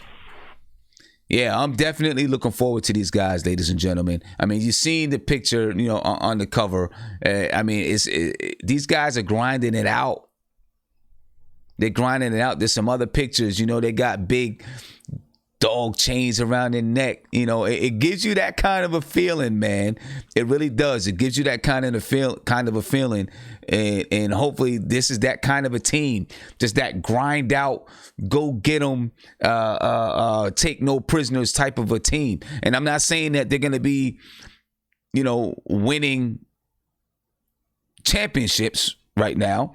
I'm just saying, if they are that kind of a team, man, I'm going to be in love with these guys. I'm going to take one more phone call, then I'm going to get back to the video chat because I know these guys got some topics they want to get into. Caller, y'all live with Nothing But Knicks. It is open mic night. What's on your mind? Man, I just wanted to talk about a few things. First of all, did you catch the Nas Drink Champs? Yes, I did catch that Nas Drink Champs, man. That was it was a good show too. Real good show. I definitely caught it.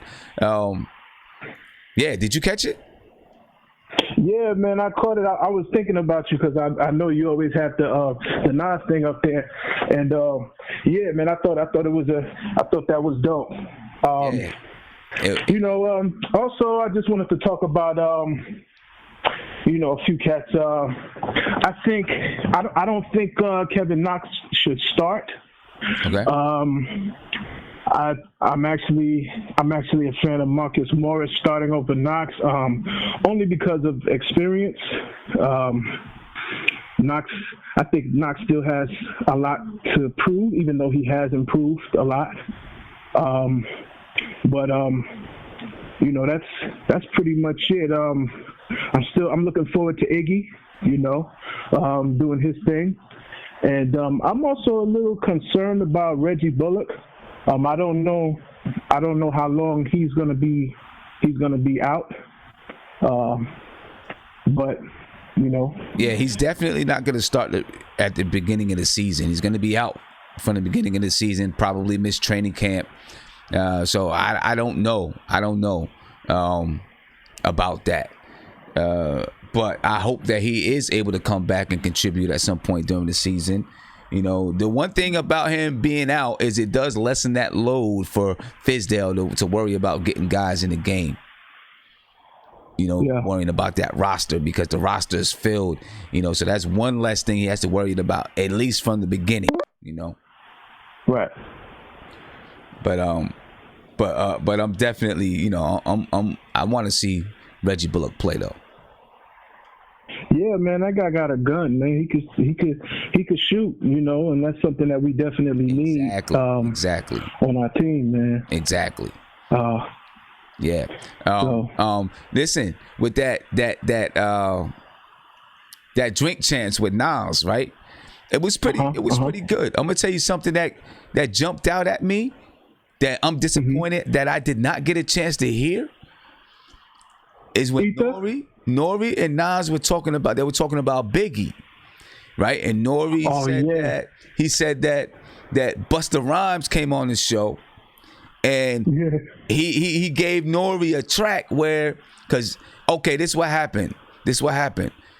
I think Method Man, Busta Rhymes, Nas, they were at the studio. Biggie was supposed to come to the studio and record with them. But at the time, Biggie got into a car accident, and you know that's why he had that cane, right? And he was and he had the cane. So that's when C flipped the truck. Exactly. Yeah. Right. So he called him up, was like, "Yo," because the elevator was broke. He called him up, was like, "Yo, I'm not walking up these stairs." So he didn't go to the studio. They didn't have a session, right? Nas said he didn't lay anything down at that time. Biggie came back the next day and they had the session. And I guess at that time he dropped a verse about Pac. Yeah. Oh man. You know what I'm saying? It was the only time he ever dissed Pac on record.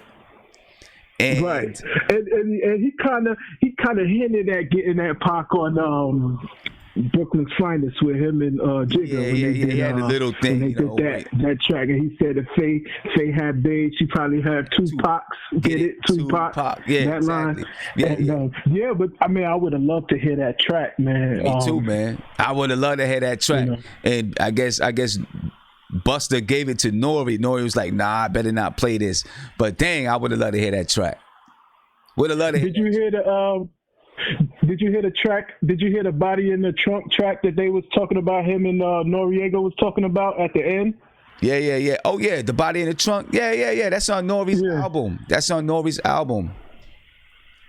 Yeah, that was the first time I heard it after that interview. But it's dope. Nas was right. That beat was dope. Sooner or later, yeah. Body in the Trunk. That Nori album was jump. I was a DJ at the time, so I had everything. Okay. Yeah. Okay. Yeah. Hey, my man, I appreciate the call, man. Definitely appreciate the call. Hey, no problem, man. Yeah, hopefully you call back soon. No problem, man. All right. Yes, sir. You too, man. Have a good one, bro. You too. Yeah, man, that drink champs. And I just seen whoever was in the chat said that Nori didn't ask Nas no questions.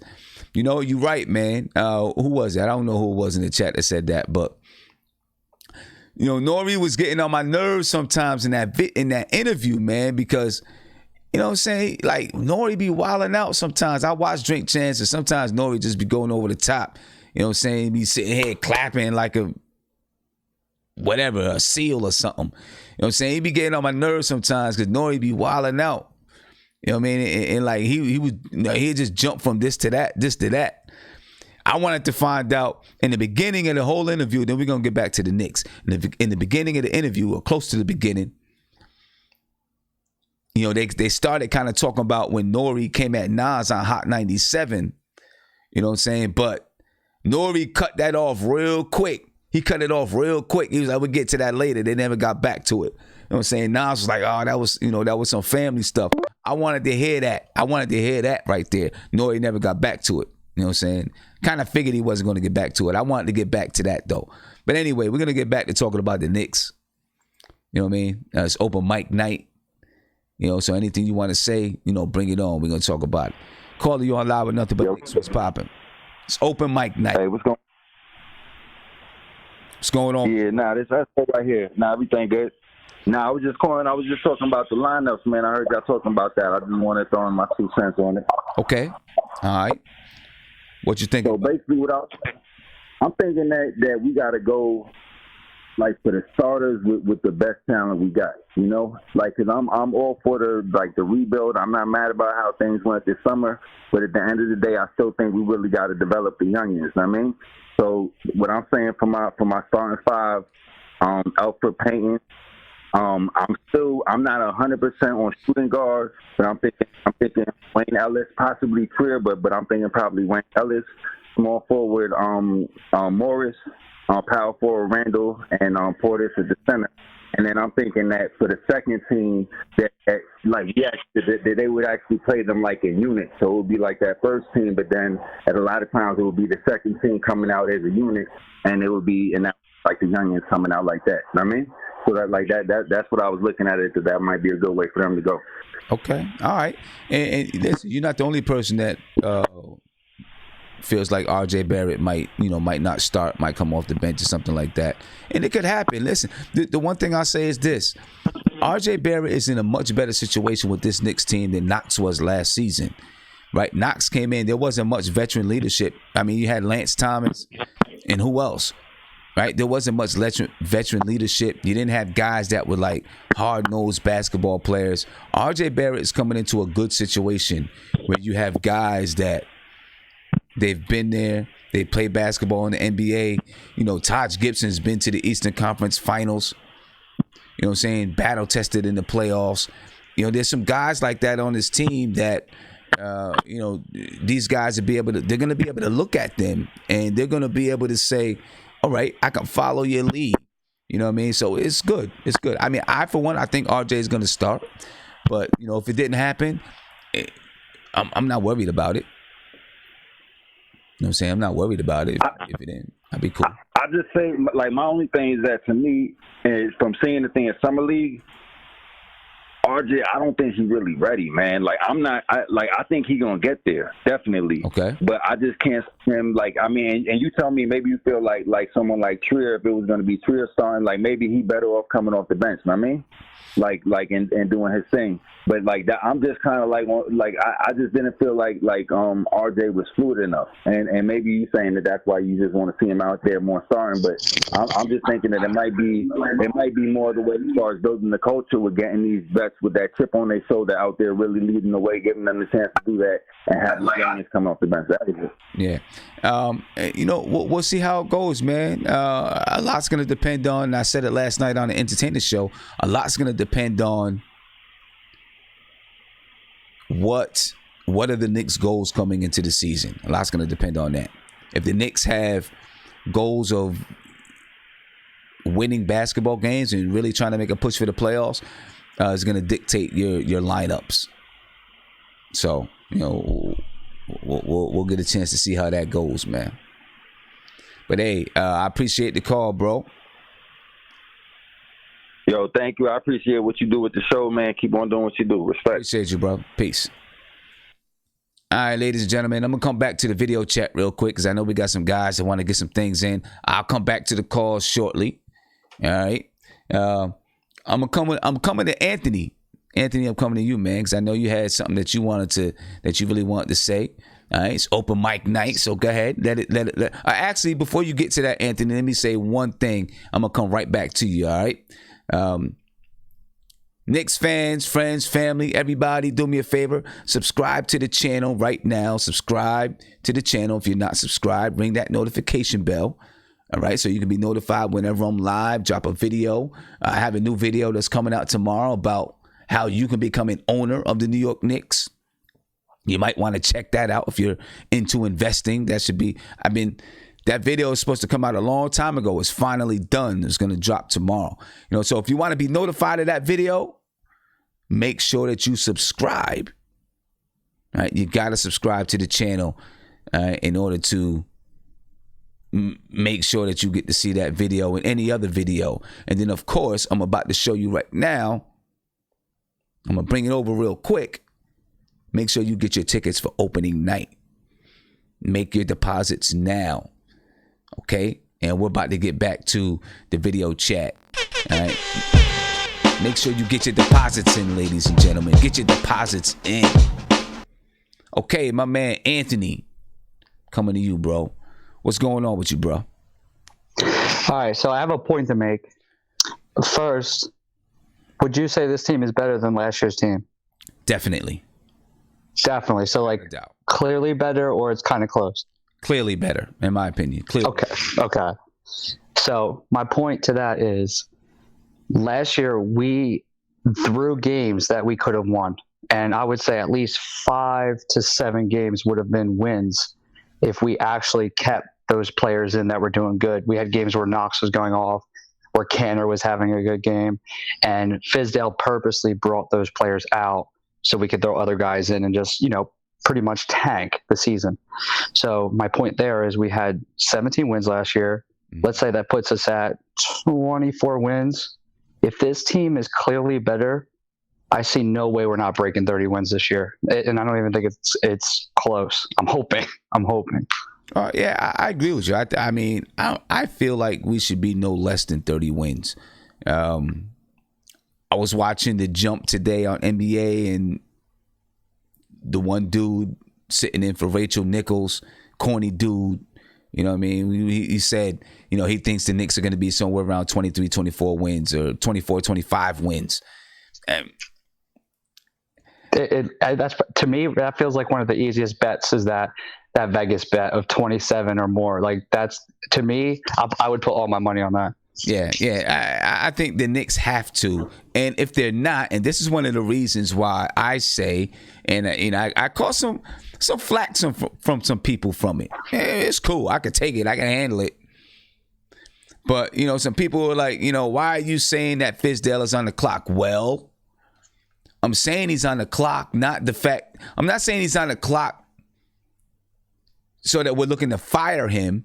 What I'm saying is that the honeymoon is over. We have legitimate NBA talent on this team. We may not have superstars. Maybe we have a guy that can get to that superstar level.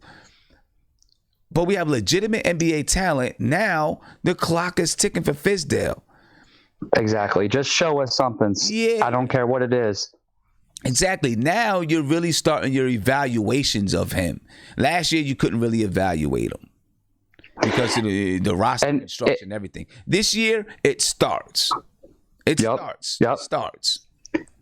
And in regards to the hate, it's been driving me crazy because we, as Knicks fans, have seen the development that they're doing, but everybody else is blind to it. And for example, I just saw a post today that was by Basketball Forever, and they said everybody thinks the Knicks is the worst organization in the NBA for all the years, but it's actually the Charlotte Hornets. And I understand they're not pointing us out, but people forget we won 2 championships. We were a great team in the 90s. We went to the finals in 99. And yeah, Melo was a failure, but we still had a decent team then. So yeah, we've been pretty bad for the last 2 decades, but we're not one of the worst teams in the NBA throughout history. It just drives me crazy, the haters. Yeah. And I mean, it's always going to be like that. You see the saying on Twitter right now, say Knicks for clicks, right? It's always going to be like that. It's always going to. I live outside of New York. Now, I was raised in upstate New York, but I live outside of New York, right? And I'm going to tell you right now, any place you go outside of New York, people don't like New York. That's just the way that it is. They don't like New York. No matter what part of the state you come from, to them, New York is New York. So all these people that got all these things to say, most of the time, they're outside of New York. And so you have that cloud over top. Because if the Knicks were good and the Knicks were the best team in the league, there would still be some hate. Now they'd be saying, why does everybody have to go to the supermarket? Right? There would still be, there's going to be hate no matter what, bro. It's going to be hate no matter what. It's New York. So true. That's what I'm saying. I just can't wait to have one solid year. And it's true what you said. We got to just show something that one of these top players are going to want to be able to say, okay, if I am added to this team, we can do something special. But you're right. The Nets did it. We have to now do something similar. Yeah. And, and I think we can. I think we're on the way. People look and they laugh about, they keep on saying, oh, they picked up everyone from the same position and they don't understand the roster breakdown and construction. They're dummies. right? They're dummies. They're just following a stupid narrative. Yep. They're dummies. You know what I'm saying? Following a dumb narrative. If they actually look and break down the roster construction, they will see, you know, that now, is there a glut? Yeah, there might be a glut at some spots. Every team in the NBA has gluts. True. You know what I mean? But, you know, the Knicks are in a good space. They're doing a good thing, and, you know, we'll see how it pans out.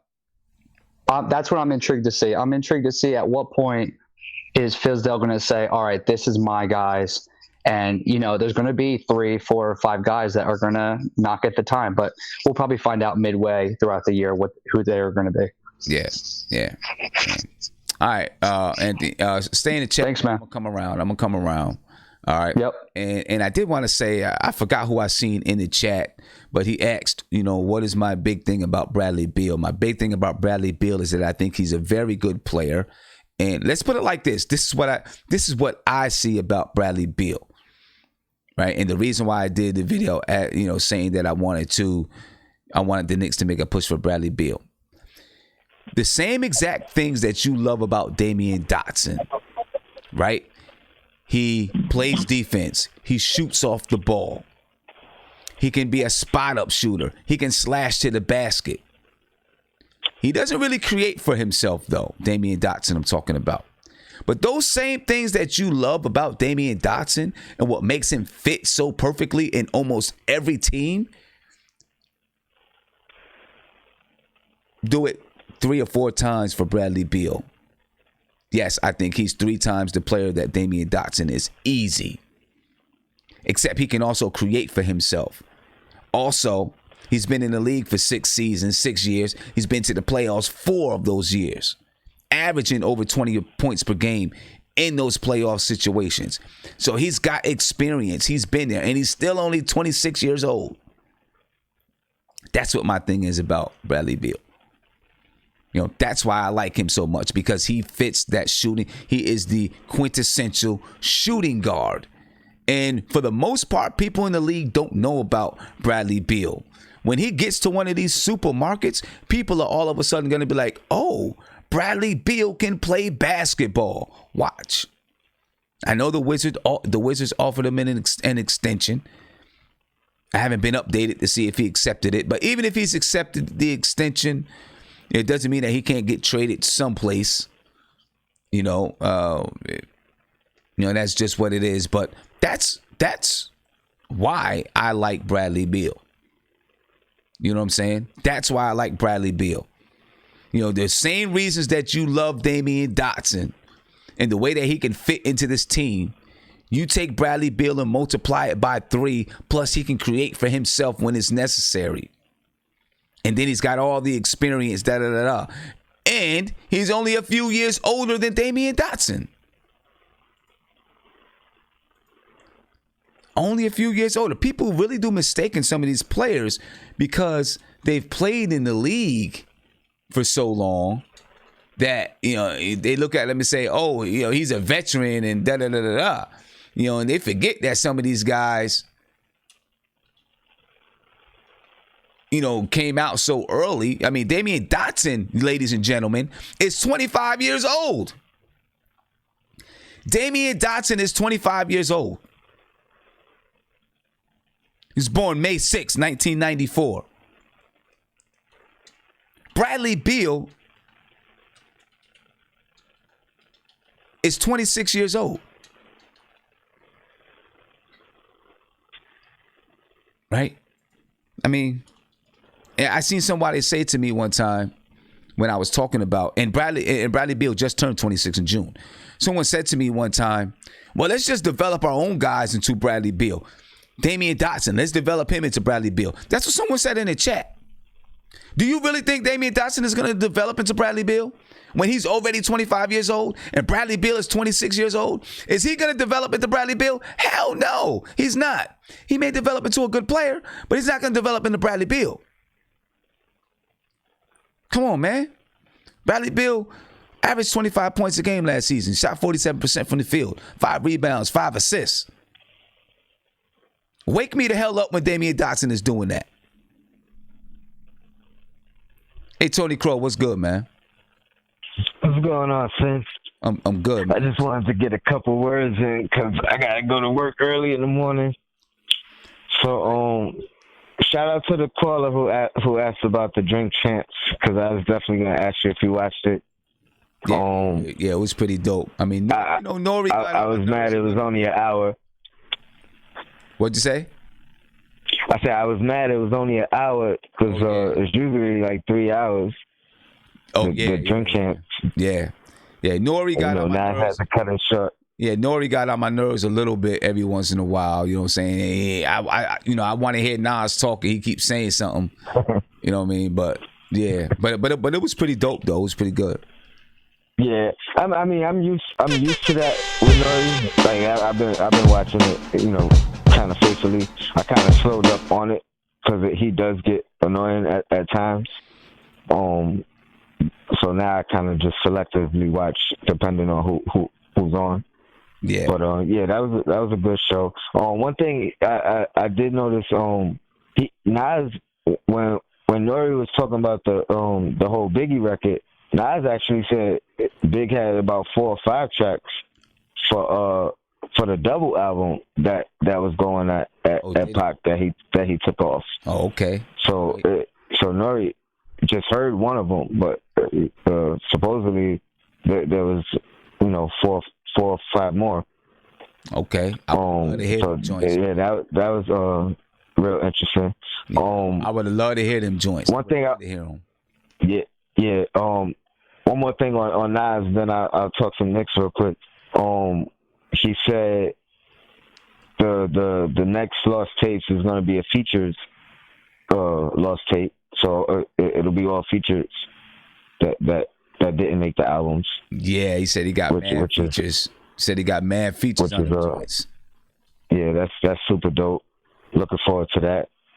I wanted to comment on what Guillermo was speaking on in the beginning about Frank Ntilikina, and then just basically, in my opinion, I don't have a problem with him playing the FIBA basketball. He actually didn't get to play the last 2 years, and he wanted to. And I would love to see him show his stuff there. I think you mentioned it's better competition than Summer League in general. So that's a plus. Yeah, at least on his team. At least on his team, he's got 3 or 4 NBA players on his team. Yeah. I mean, yeah, that's true. But even the other teams, it's grown men. You know what I mean? It's not 19, 20, 21-year-olds trying to make the NBA.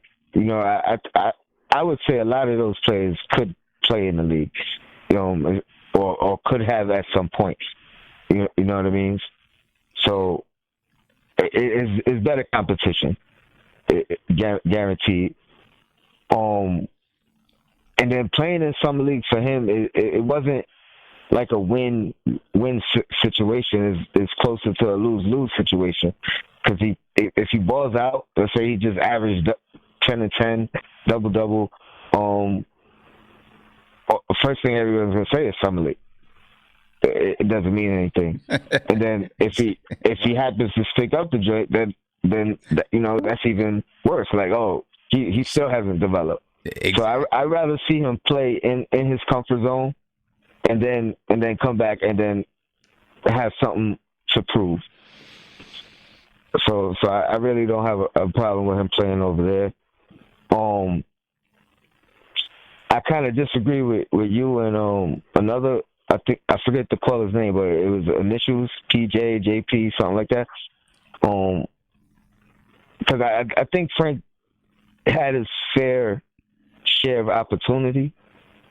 And I also think, being that we're not seeing him in practice and playing the games with the team, that the scrimmages or whatever, I would have to give faith in 2 different coaches who really didn't play him. Like, it's one thing, they could have thrown him into the fire, but if you seeing this guy day in, day out, and he's not ready for that, then throwing him in the fire may not be the right thing to do. I don't think he was necessarily hindered. I would have to think that they've seen something to say, all right, let's bring him along slowly. Yeah. And that's why I was saying, on one hand, there's been some inconsistencies and not just saying, okay, we're going to try to ride with him. But then on the other hand, he's got to show and prove. Agreed. He's got to show and prove. I mean, when it comes down to it, the bottom line is if you show and prove, you're going to be on the floor. So, And if you show and improve in practice, you're going to have more opportunity to show it in the game. If you balling out in practice, you can make a mistake during the game, and they might let it ride for a couple more plays and give you a longer opportunity. That's the way I'm looking at it. You know what I mean? Like it has to start before the game. Yeah, it has to start in practice. It has to start in scrimmages. You got to develop that mindset that I want playing time, and I got to do what I have to do to get playing time. Yeah, now I get that. I still was very, very upset what JP brought up about, when he played 5 minutes and they yanked him out and then he didn't play the rest of the game. Because I broke down, if you go back and look at that video, I broke it down and I was hot. I was mad. I was like, come on, man. You at least got to get a kid a chance to try to respond or recover. He really didn't even play bad. He missed a couple of shots. He didn't really play bad. I will say this. There were definitely maybe 5 games under Hornacek and maybe like 2 or 3 games under Fizdale where he actually was playing well, and I think that's the time where you don't take him out. You ride that wave and let him develop some confidence. And I did see that a few times, more so with Hornacek, but with Fizdale as well, where the guy comes in and has 5 points and two assists and a steal in a couple minutes, 5 minutes or so, and then you take him out. That I don't like. Yeah. But I don't think that was a consistent. Yeah. I think he didn't play well that often. You know what I mean? So it kind of. I gotta agree with you. You know what I mean? I definitely gotta agree with you there, because there were times where I was like, "Come on, Frank, help me out here. Help me out here. I'm your biggest supporter, man. Help me out. Help me out." But I'm definitely pulling for him. You know what I mean? But I don't think. I think he got to want it first. Yeah. You got to see, and you got to show that you want it first. Yeah. Like Dennis Smith shows that.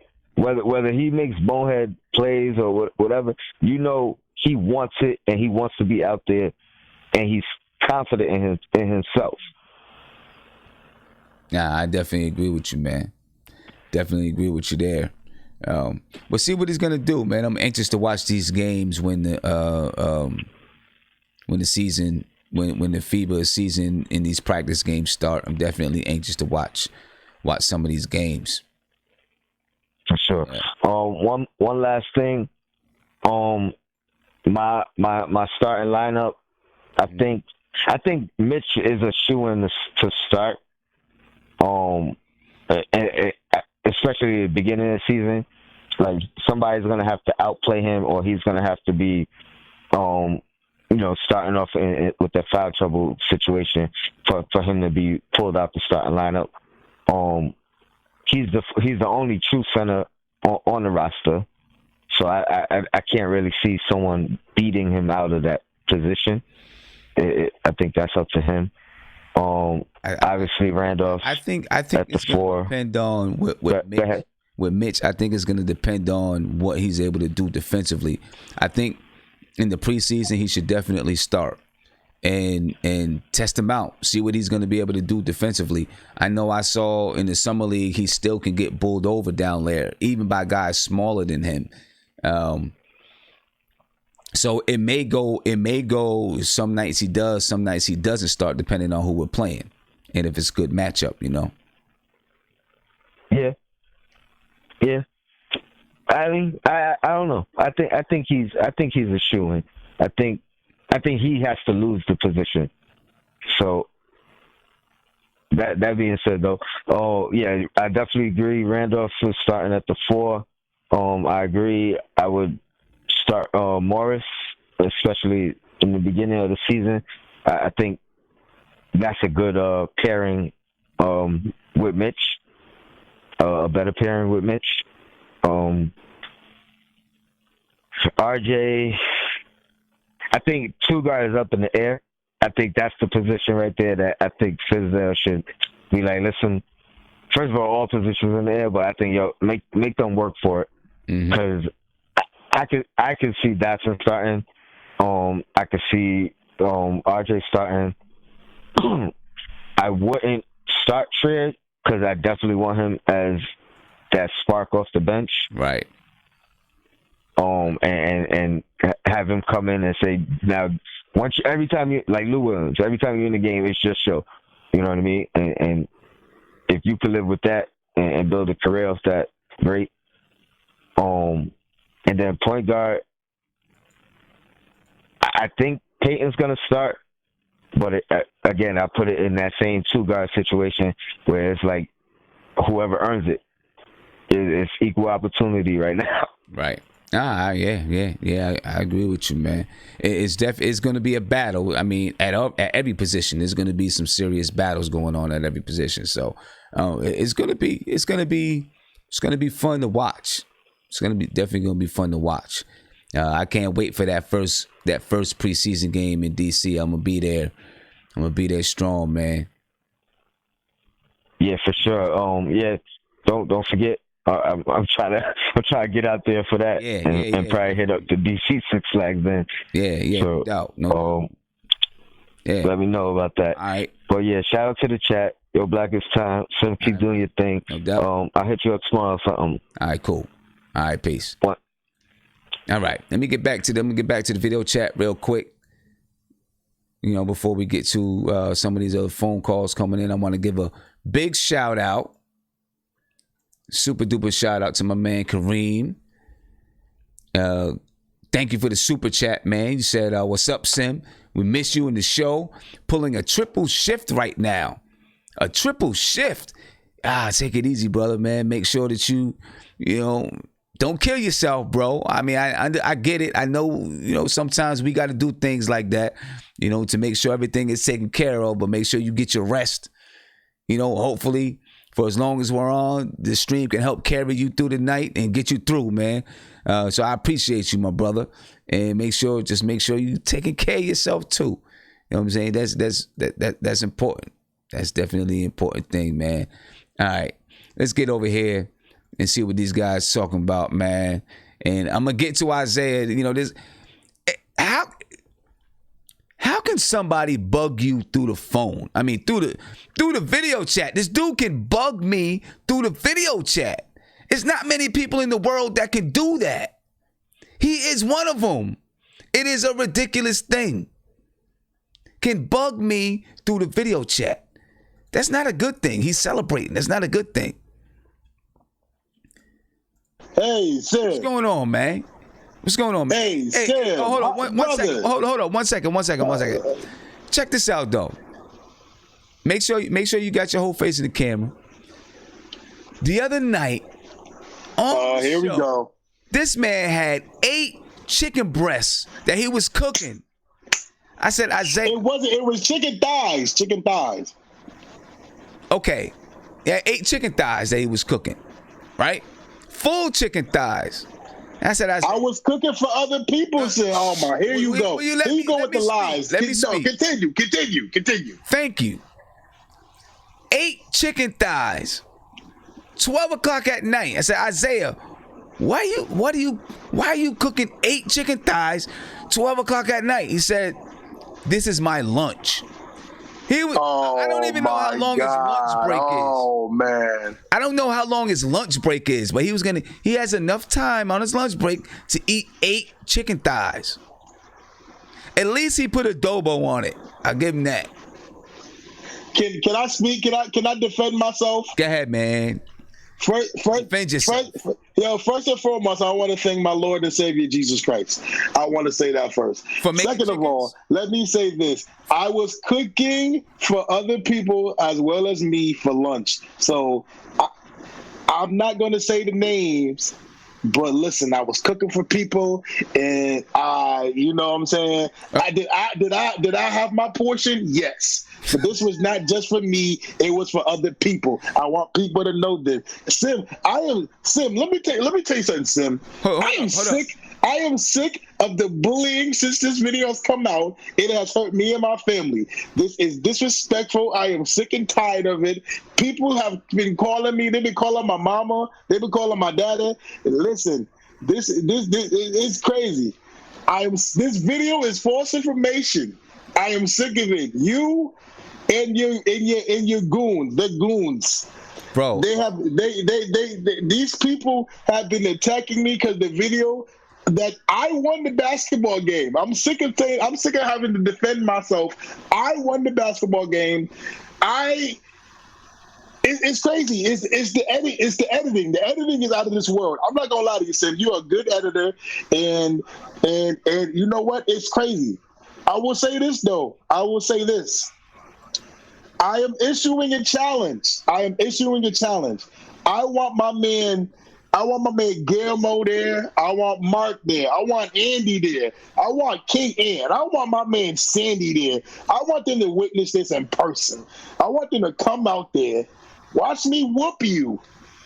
I even want Tony. I want Tony Crow there too. I want Tony Crow there because I want everybody to whoop you. I want everybody to see me whoop you in person, all the way in 3D.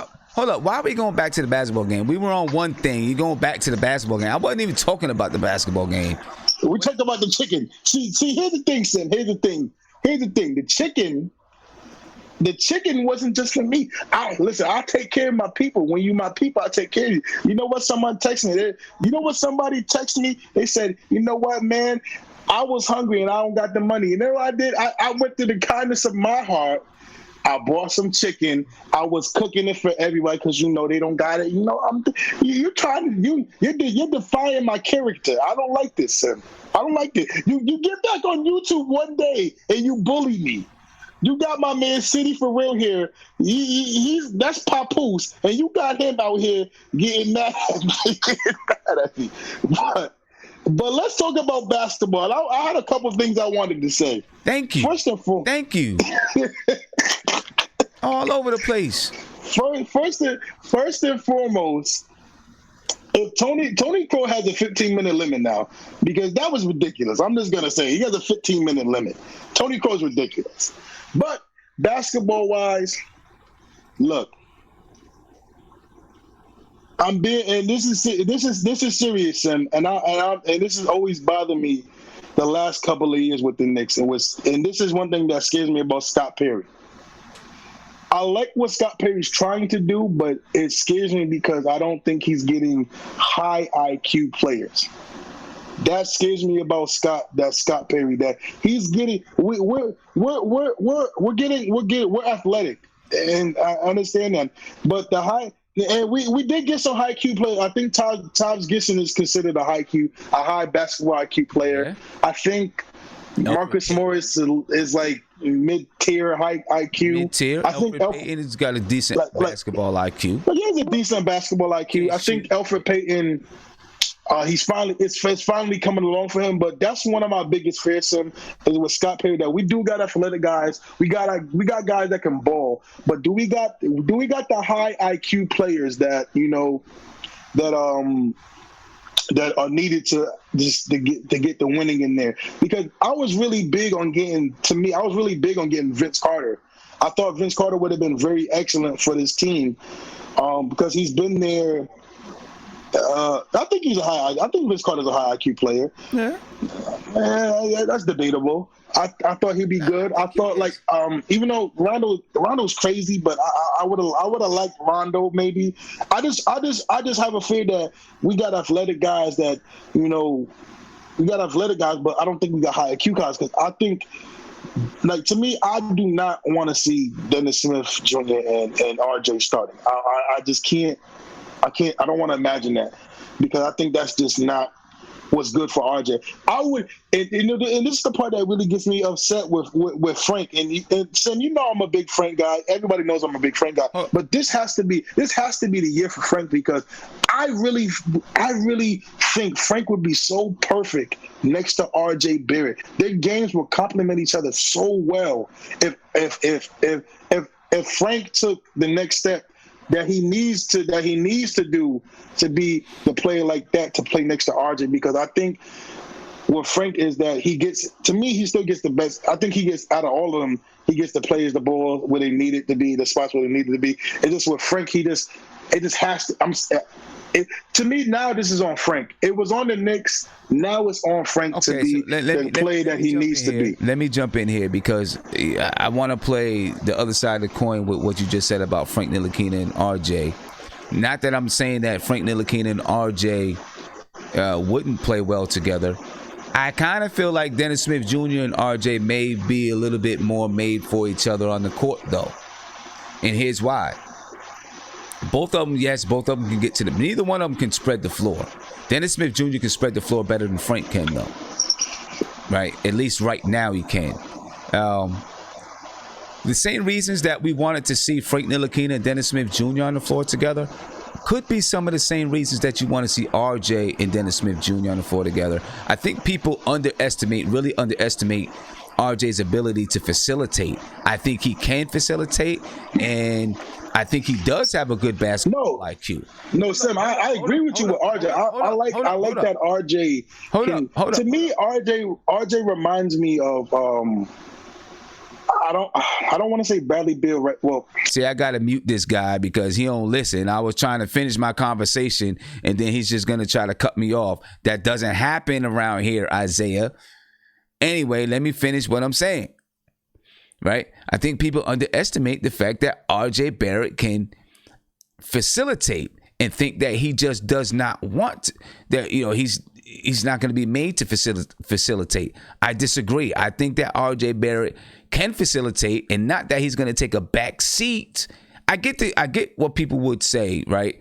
RJ Barrett and Dennis Smith Jr., maybe they're going to be not fighting for shots, but you know, who's going to be taking the shots? Maybe it's going to be too much one-on-one. I don't think it's going to be like that. Now with RJ Barrett, I think RJ Barrett is very willing to sometimes play a distributor and facilitator role. You know, and those two guys, if one of those two guys or maybe both of them can develop a jump shot, I think they could work well together. You know what I'm saying? I really do. I think that they could work well together on the floor. And I'm not saying that then I think Frank Ntilikina, because of his mentality, can work with just about anybody on the floor. You know, having either one of those guys, any two of those three on the floor, though, is going to be, it could be rough because of the shooting. You know, we got to hope that one of those guys picks up the shooting. You know what I'm saying? You know, and I don't have you unmuted yet because you keep trying to cut me off while I'm talking. You know what I'm saying? So I got you muted. And when I'm ready for you to speak, I will unmute you because you keep trying to cut me off. You know what I mean? So yeah, that's why I got you muted. And you know, I did want to ask you though. You know, you said, you know, first of all, you wanted to give, you know, thanks to Jesus to Jesus. Were you giving thanks for the chicken? Is that what you was giving thanks for the 8 chicken thighs? Oh my God, Sim. You know what it is. You know what, Sim. You know what, Sim. You know I realized what it is, Sim. You know I just realized what it is, Sim. I was wrong. I should have cooked for you when I was down there. My bad. When I come back in August, Sim, I'm gonna cook for the family. We're gonna have a good time. I'm gonna cook out for you guys. Don't you worry, Sim. I'm gonna cook all the chicken thighs for you and the lovely missus, and you know. And the dogs, you know. Listen, we got you, son. I got you, man. It ain't even about that. It's the fact that you had 8 chicken thighs that you was about to eat to yourself. Can I be? You want to know how many pieces I had? So you want me to be honest with you? Yeah. I had 3 pieces. You lying? I had 3 pieces. You lying? Okay. I have 4. I have 4. Yeah, see that? See, and they were full chicken thighs. So you have 4 No. They weren't. Listen. Mark, stop smiling like that, Mark. Stop smiling like that, Mark. Listen, there was 3 pieces that was full, and then there was like little medium sized one, and there was like a couple small ones. I had a small one. I had a medium. I had a large one. I had a small one, and then I had like a medium one. So look, I gave the bigger pieces to my friends that wanted food. I gave the medium pieces to my friends. So I didn't have. So I really only had like 2 chicken thighs. Really, to be honest with you, if you want to break it down, I had like 2. Okay. You understanding my logic, Sam? You understanding the logic? I don't think you have logic, but you know. Oh wait, but listen, you have logic. But anyway. Can I say one more thing? No, can I say one more thing? Let me say one more thing. Okay. Say your last thing, and then I'm gonna say my last thing. I go first? Yeah, go ahead. All right. Listen, man. If you really can come out, I would greatly appreciate it. If everybody can come out, help with the basketball court thing, I think it's very important for the community. We are working hard, people. I think it's really great what we're doing, what we're going to do for the community, and help these young brothers and sisters out and have a good time so they can have someone to go play, you know. And if you're finding the kindness of your heart, come out there. Andy, I know you want to come out there. Andy has a lot of friends out there, so I know Andy wants to come and help. And you know, Nate can help. And I know Sandy wants to help. I know Sandy does. We got Papoose can help us because Papoose got Remy Ma, so I know he can help us. And then Mark, well, I don't know how Mark's gonna get down there. He got a scooter, but we'll figure out a way for Mark to come down there. Mark's got a scooter, so we're gonna figure it out. Yeah, no doubt. And so the last thing I just want to let you know, you had a big piece of chicken while we were talking. You had a big piece of chicken. Man. Yo, listen, man, stop doing that to me, man. Cause listen, don't complain when I cook for you, and then you gonna be like, "Wow, this was one of the best things I ever cooked in my life." Don't complain about the chicken thigh. Don't complain about it, son. All right. I'm gonna get to my man Mark. I ain't get a chance to speak to Mark yet. Mark, Mark's showing Tom and Jerry. Hey, I can't even pull that up. Mark's gonna get me. Take it down again because he's showing Tom and Jerry cartoons. I know what Mark is doing over there. You know what I'm saying? Hey, Mark, I'm coming to you, man. Mark, there you go. What's going on, man? Not much, man. Waiting on you, man. What's going on, man? It's open mic night, man. What's on your mind? Talking Knicks. What's on your mind? What is on my mind? What could I say? It's so funny. It's just like I don't have no type of angry, because normally I would have a take. I don't really have a take because I'm going in this season feeling optimistic about this team, really much so, you know? Okay. I really don't have much to say, honest truth.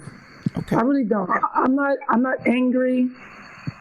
You know, most people would wish I was angry, but just not angry, man. Learn to control my emotions. Because, you know, if that starts to rile up, you know, then people will get on me. And I don't want people to get on me for the reasons why. I think I should be mad, but the done deal is over. Because I do still have there's still going to be some regrets with this team that I have. Because I could have just imagined having RJ with that 7-footer shooting that thing. And it's like we got to start all over again, man. We was going to have to start all over again. We was going to have to start all over again with him anyway. You was still going to start all over again. Nah, because there was, you saw the potential there. You saw it. Potential, right? You saw it. Okay. So you could start from there. But to have him with RJ, it would have been much better to go through the future, because I just keep thinking about the free agency. I'm not even thinking big on free agency anymore. I mean, but let me ask you, start from where? He didn't play under Fizz. He wouldn't have had any time under Fizz, right?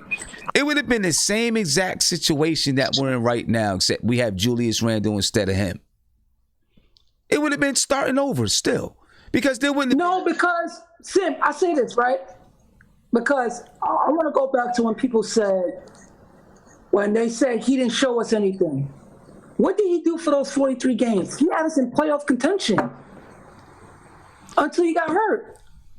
Do you think that was really going to last? I don't. Sam, but listen, how many games did the AC win that year? I have no idea. We was what was he? We was 4 games above it.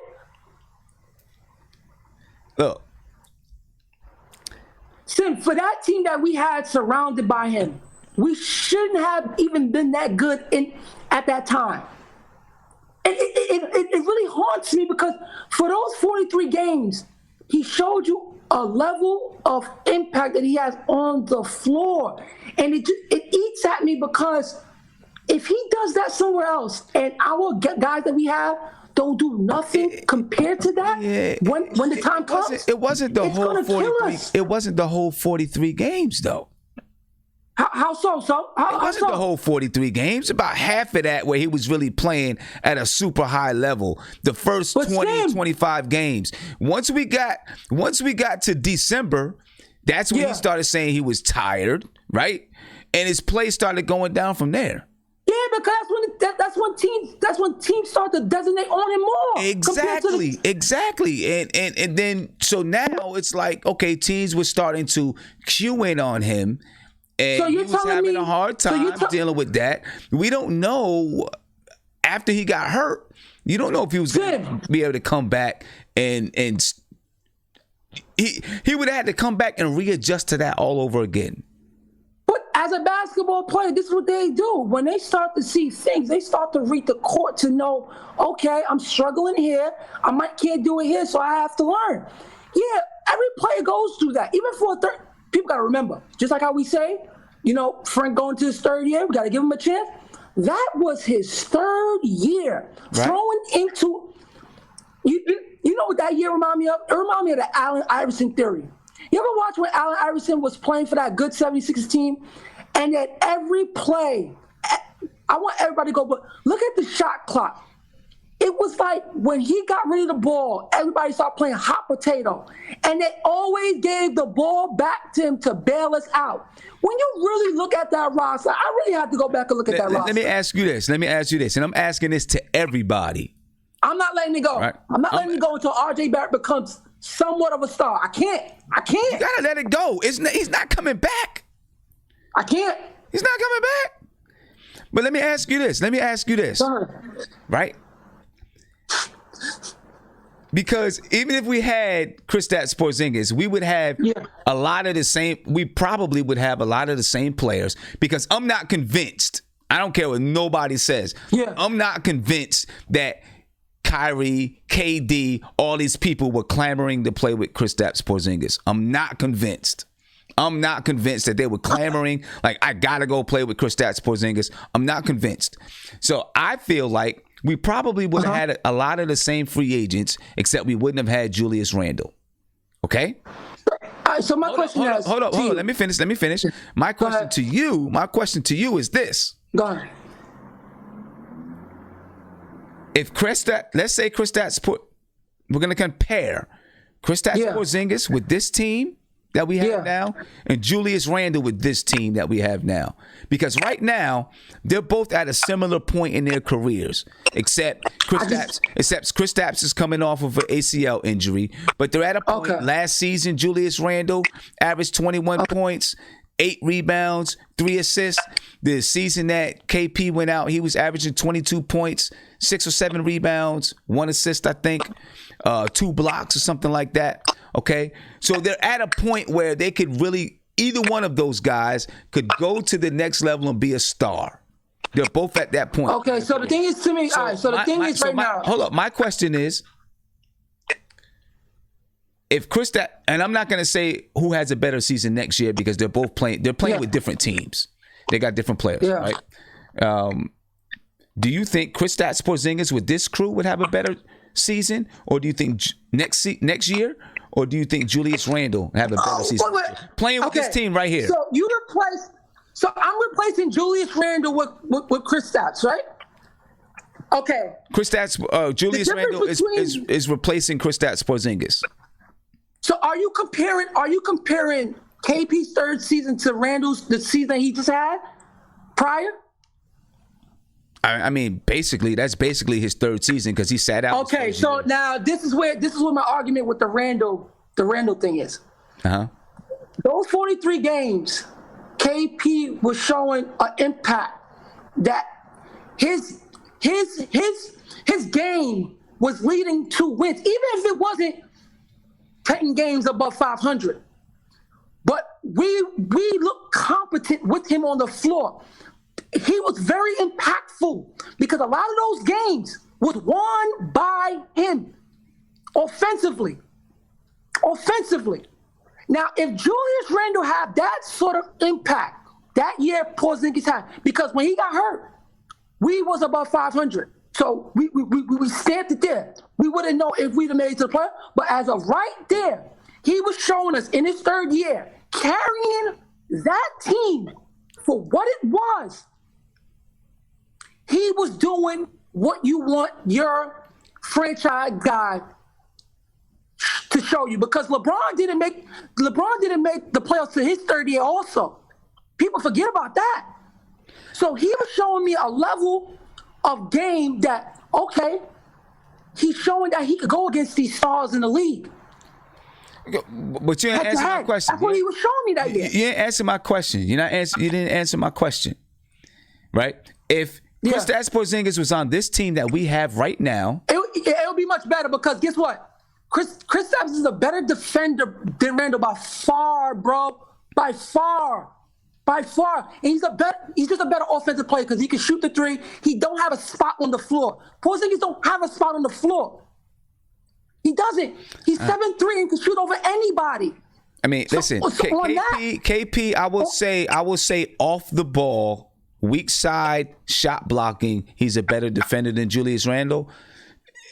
He's better in defense. I think he was shaky on the ball. That's my opinion. I think on the ball, I think KP was shaky. I'm sorry. People just like people, those 3 years, those 3 years, he was leading our defense. Hold up. He was one of the reasons why we were somewhat good defensively. We was never good defensively with him here. We weren't a good defensive team.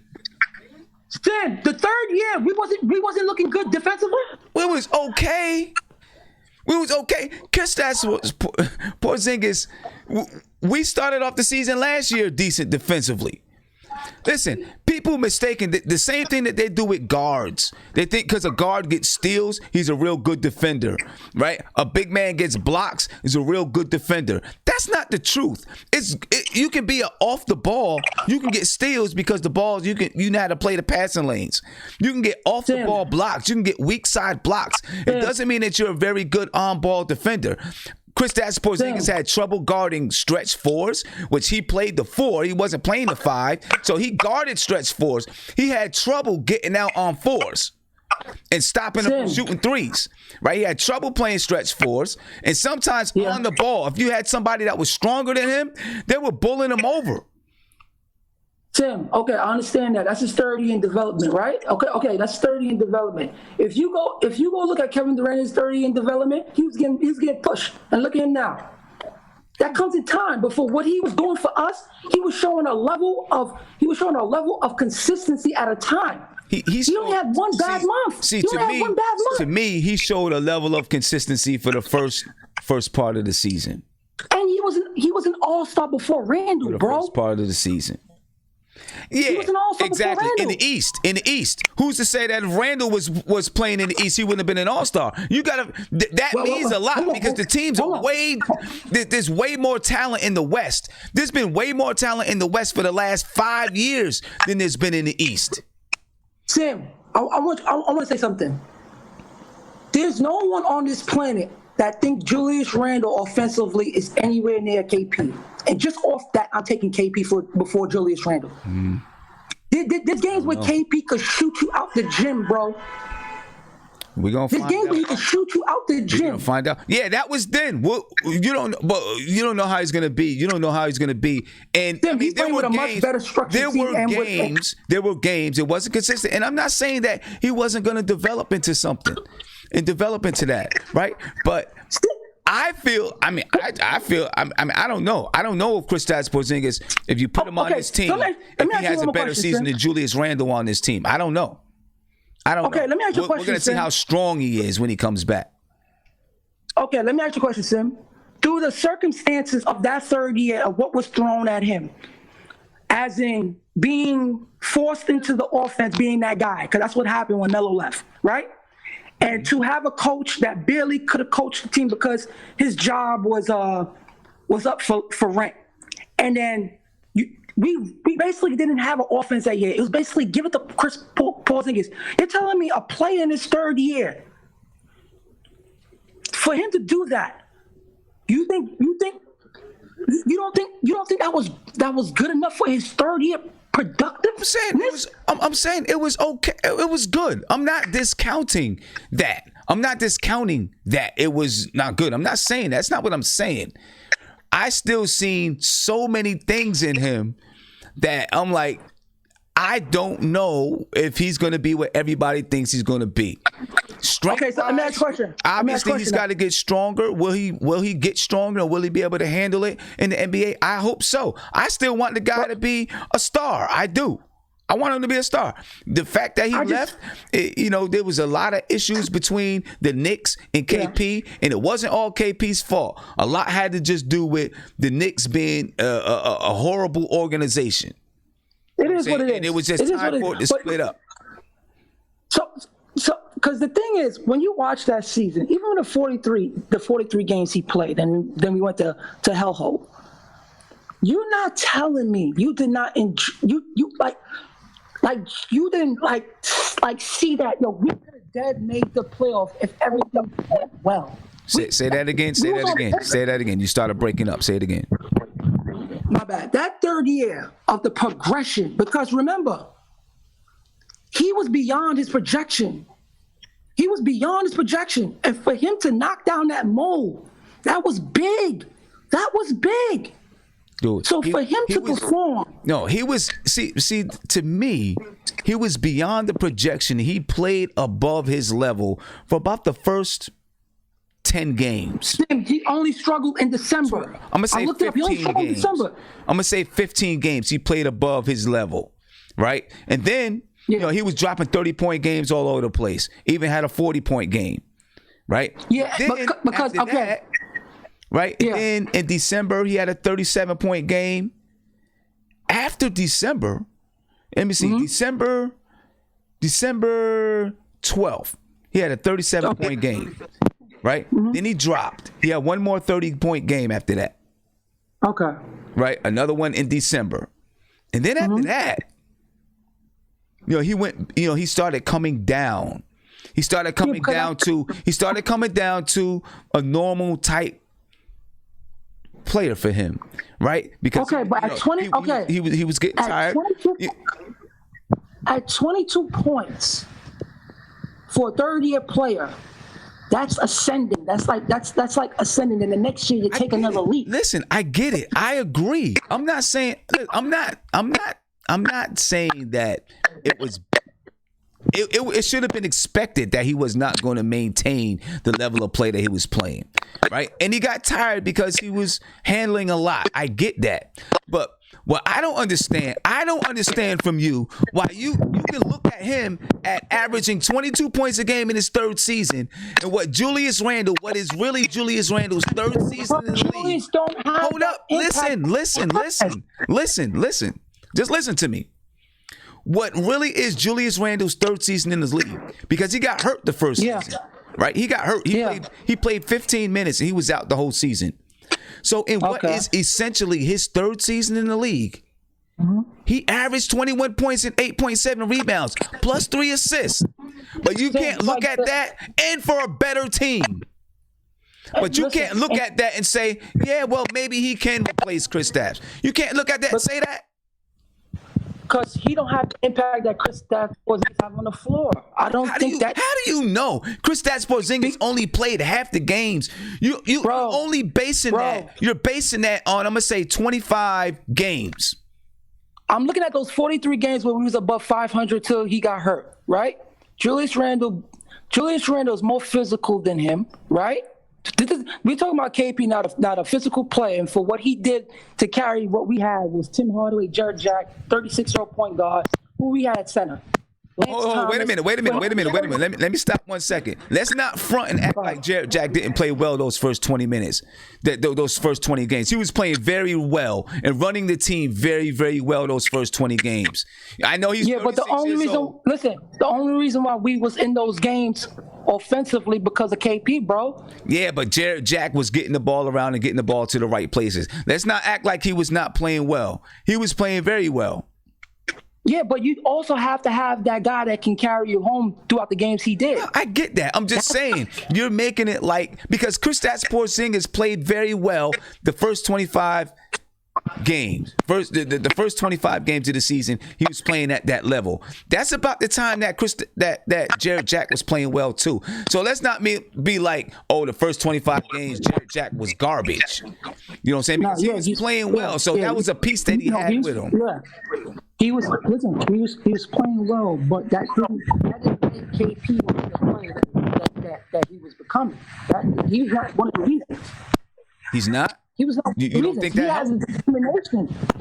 He has the moxie. When you watch him on the floor and how he carry himself, he has the moxie. I'm gonna tell you the truth. This is my opinion. This is my opinion with KP. I feel like the dude was kind of a little bit fugazi.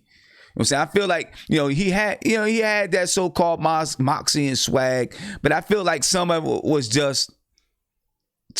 it was I'm trying to be that. That's what I felt like about KP. You know what I'm saying? I didn't feel like it was truly genuine, like I just got it. I felt like some of it was, he was just kind of trying to have it. That's my opinion about KP.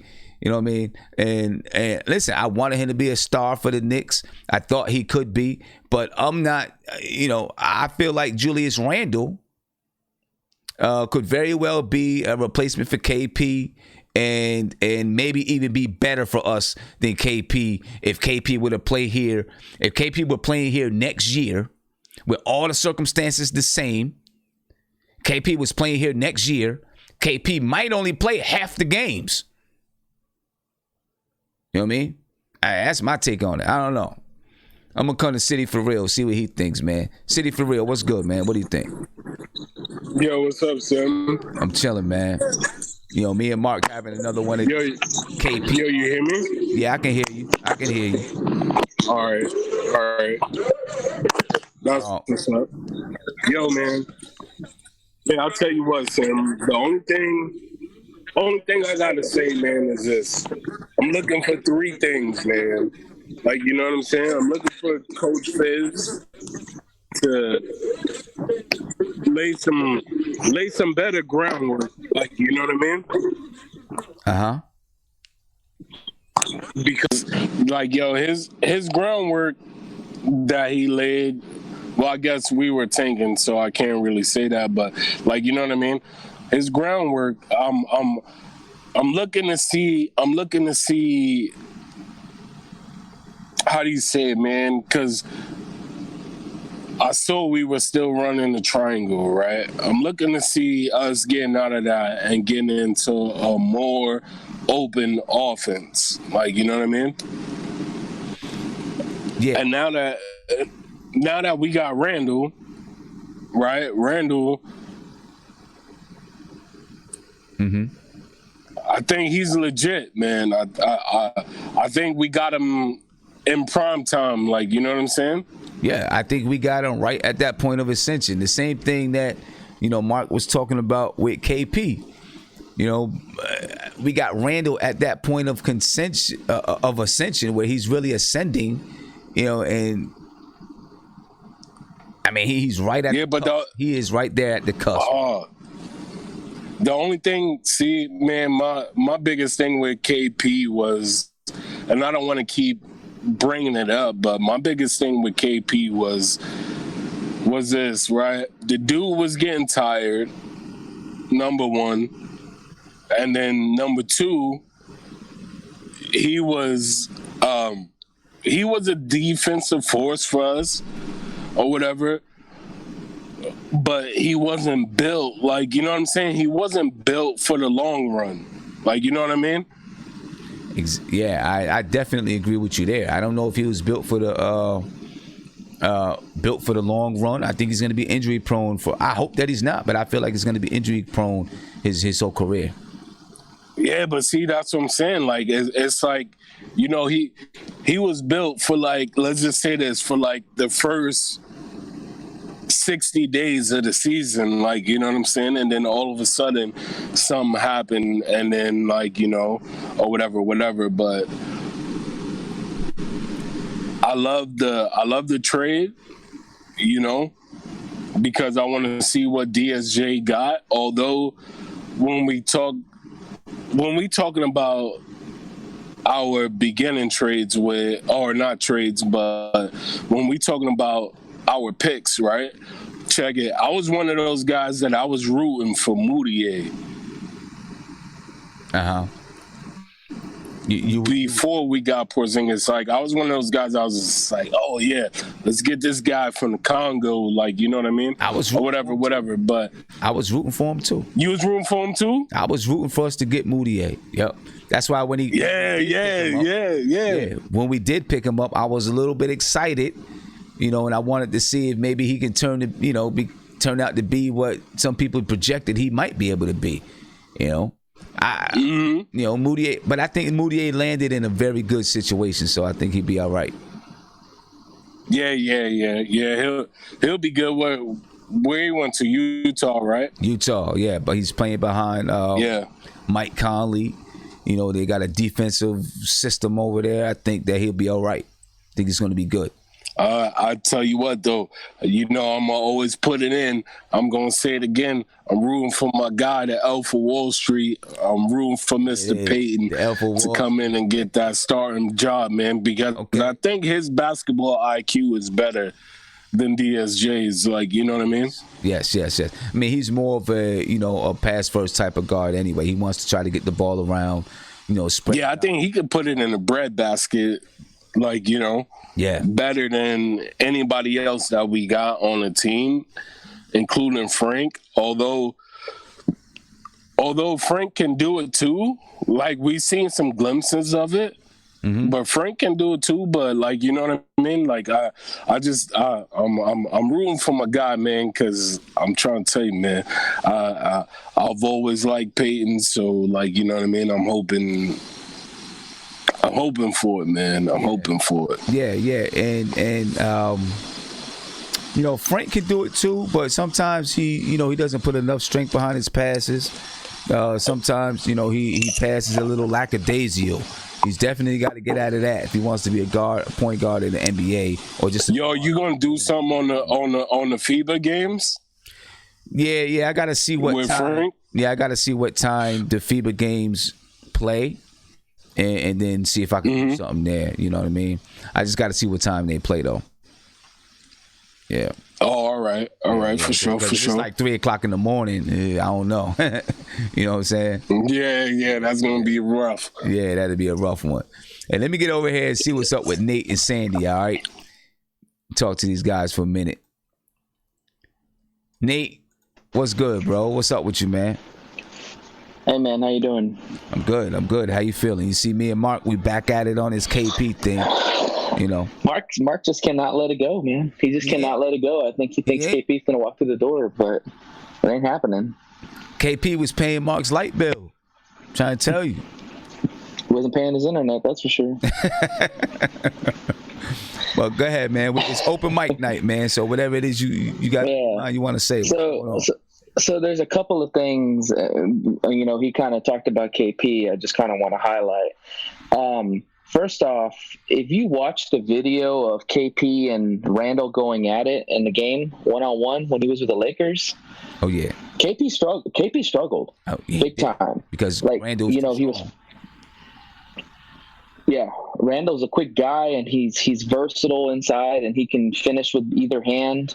And he gave KP fits, like, big time, and he bodied him up inside too. Like he was a bowling ball, you know. And I think that's the one thing that KP is really going to struggle with his size is against, you know, smaller, quicker guys, and you're going to see teams put him against those kind of dudes because they know that he's going to struggle. You know. Yeah, he see the for the position, for the way that he plays basketball, his length does not benefit him. You know, and he's not the quickest guy in the world either. No, you know, his length doesn't benefit him for the position in which he plays basketball. But you know about KP, man, he's not on our team. I'm wishing him the best.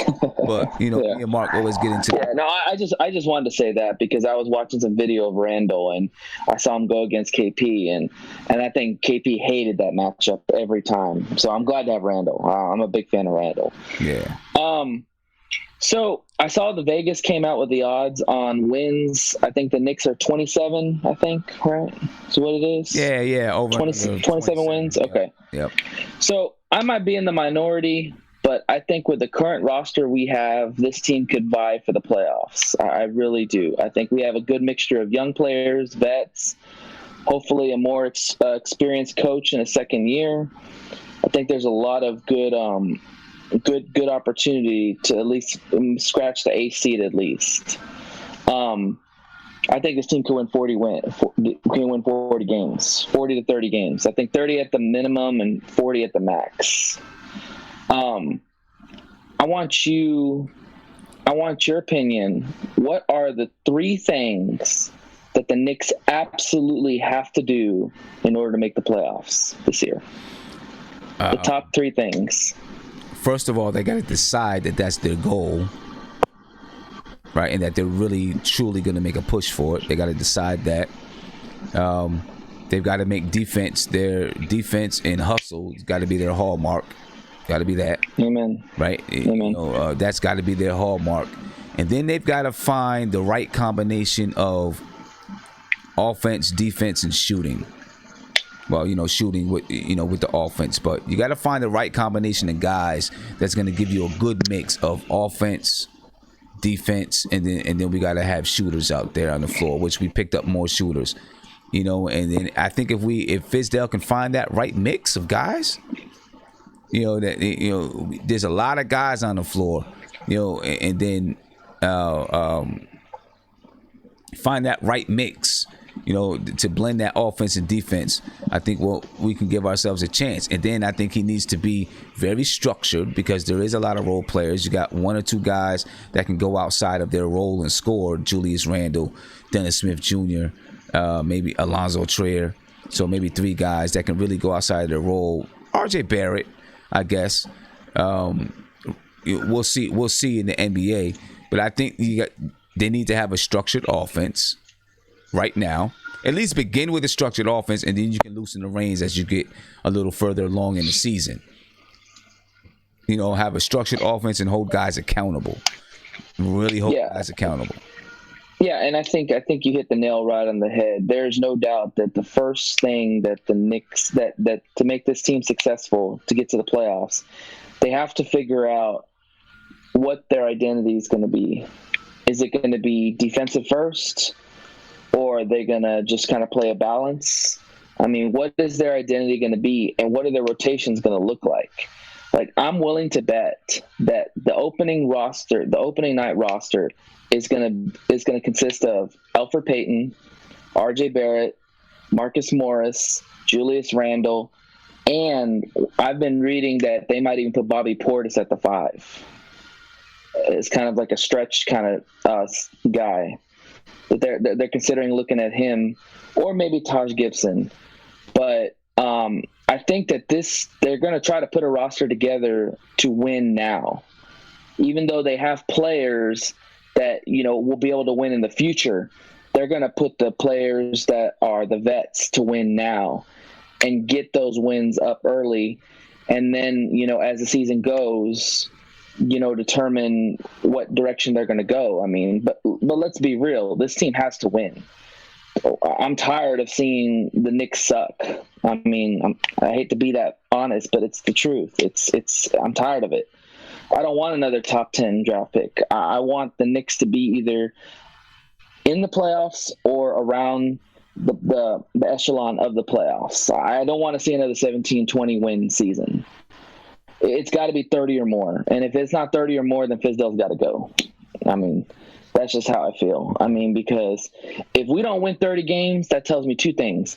It tells me that their players aren't buying into what Fizdale's doing, or Fizdale's not giving the right direction, is not giving the right, roles to the players, and he's trying to be buddy-buddy with them instead of being a coach. And it probably means that we're stuck on defense again. Yeah. Now see, I don't know.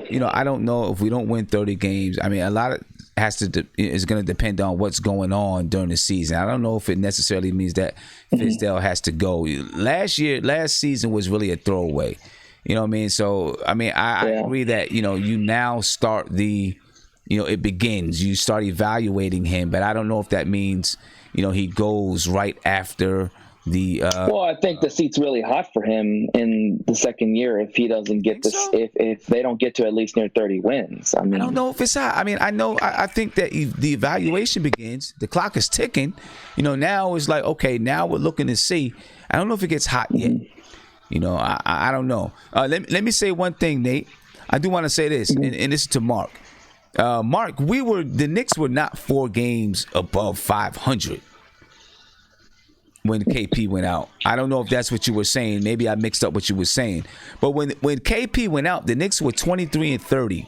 They were 4 games below the eighth seed. Right? 4 games below. They were 23-30. And to be honest with you, I still don't believe that they were going to make the playoffs. They were 23-30. They probably would have ended up having about the same win total. There wasn't enough talent for KP for us to win. We were lacking talent big time. Yeah, the Knicks were 23. KP got hurt. KP got hurt against Milwaukee at home on February 6th. I'm sorry, they were 23-32. Right, they had lost 4 straight. They were 23-32. They had lost 4 straight. They were almost 10 games below 500. Right. So, were we really contending for a playoff spot? No, we weren't. And the sad part about it is we were still mediocre, even with KP was playing well. Yeah. We still lost games. Yeah. So but I see Sandy headed out. Let me get over here and talk to Guillermo, right? And then I'm gonna get to a phone call, and then I think I'm gonna be headed out for the night. Guillermo? Yo, what's up, Sim? It's just open mic night, man. We talking about this. We talking about this damn KP thing. I'm so tired of this KP thing, man. Like I like what Scott Perry and these boys did, and can you please give my props? Because I was one of the first guys in the summer league. To say, hey, play this guy RJ Barrett at the 1. Play him at the point guard because of all that. Right. You definitely did. You said he needs to play. He needs to have the ball in his hands so that he can facilitate, distribute, and he'll play a better game. You were definitely right. I'm only joking. A lot of guys said the same thing in the chat, so I'm not taking any credit for it. I'm just joking. But the thing about RJ, man, like I want the development to be where you give it could be a case study on how you develop a guy, how we develop Frank and how we develop RJ. Because with Frank, when the new regime, we really didn't play to his strength. Like last year, we were tanking, blah, blah, blah. But RJ, I feel like because he is your I won't say savior, but because he's your blue chip prospect, you want a guy where you play to his strengths and you give him the confidence, and you can slowly work on things like off ball, right? So you have him on ball, you have him playing aggressive, pushing the tempo, taking actually another taller defender away from the paint area where he probably would be, or away from, where it be if he was guarding RJ at the 3 or the 2. You take him out that area, and now you have a disadvantage. Like I like it when teams play smart like that. So I hope Fizdale does it, because there's so many damn articles on Bleacher Report that talking about it. But RJ Barrett, everybody's talking about Harden. Let's stop with the Harden comparisons. Harden is one. he's not that efficient of a player. He's only shooting 36.3% from three with all those touches, 30-some points a game. But the system, he gets the ball. You don't want him to play like that. You want RJ Barrett to be like a young Dwayne Wade, using body control, facilitating the ball, playing great defense. You want RJ Barrett to be a jack of all trades and then expand his game from there. And I hope that the Knicks do that with this kid, because I think he's special. I don't want to say special, but I think that a guy who's yearning to come to the Knicks, he has that in his heart. Like, and Sim, he could have backed out. Because once, like, the whole thing with Kawhi, he probably was hearing through the grapevine that the whole KD, Kyrie thing blew up, the knee thing. Kawhi was probably want to come to the Knicks. And this guy was like, yo, bro, I still want to come to the Knicks. I want to be the face of the Knicks. I don't remember the last guy outside of Stoudemire who said, I want to be that guy for the Knicks. Like, in terms of, I want to carry this team back into prosperity. So I'm hoping they play him at that. If you have him at the one, you can have him at the one. And you could have that two spot. You could switch it around where you could have a Trier, have both those guys facilitate, because I know that, or have the ball in their hand. You can have a Dotson play at the two. You can have Reggie Bullock still play at the two. And then you could actually have taller guys, the guys that would typically play like at the position, slide them down. Like, you know, you can have Julius Randle still play the four. You can have it where Portis is playing at the five at times. Switch him in with Mitch. I just feel like, obviously right now I'm just going through rotation, but I think RJ Barrett playing at the one, you don't have to be so rigid with who you have to play, man. Like, you can have such a sick lineup with RJ Barrett playing at the one, but I hope they do that, man. I wish you could play on Team USA to get some more games in, but obviously you can't do that. But yeah. Let's move on from KP, man. Please, like, I'm tired of KP. That's Mark's guy, man. Mark, come on, man. I'm trying to tell this kid, I'm like, that's yo, bro. Man, if this was Chris Webber, I'm probably going to cut you off. If this was Chris Webber, Chris Webber brought every team that he went on that first year or the second year, he brought them to the playoffs. I don't know how he's not a first ballot Hall of Fame or a first year Hall of Fame, whatever you call it. But KP got hurt. He had anemia.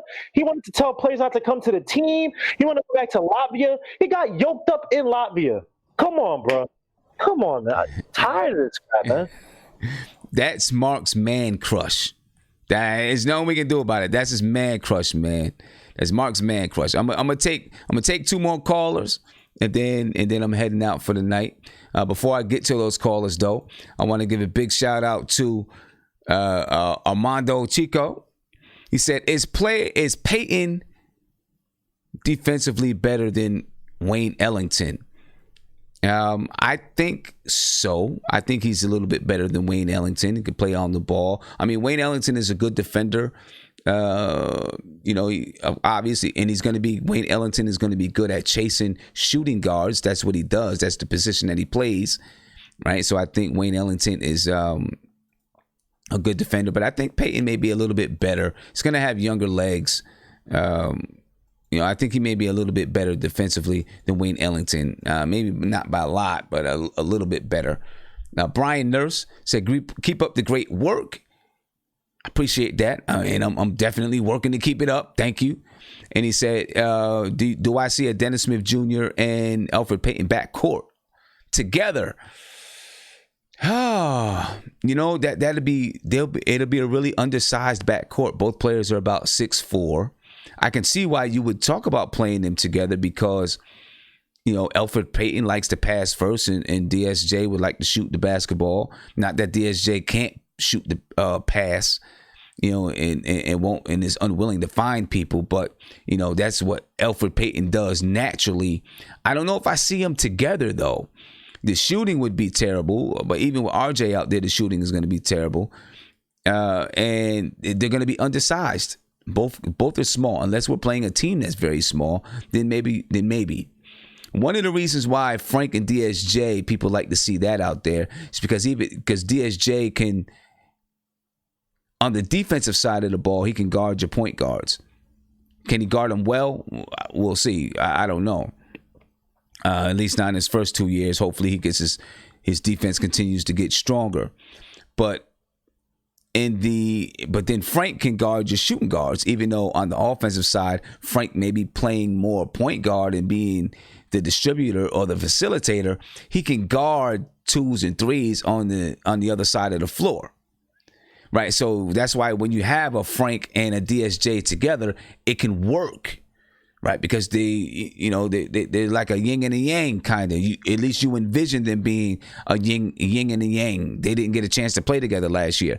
Peyton and DSJ, because of the size, I'm not sure if you're going to see that backcourt together too much. Maybe a little bit you might, depending on who we're playing. If we're playing another team that's playing a smaller backcourt, or, it happens to go that way in a rotation, then you may see it, But for the most part, those guys are kind of undersized, you know what I mean?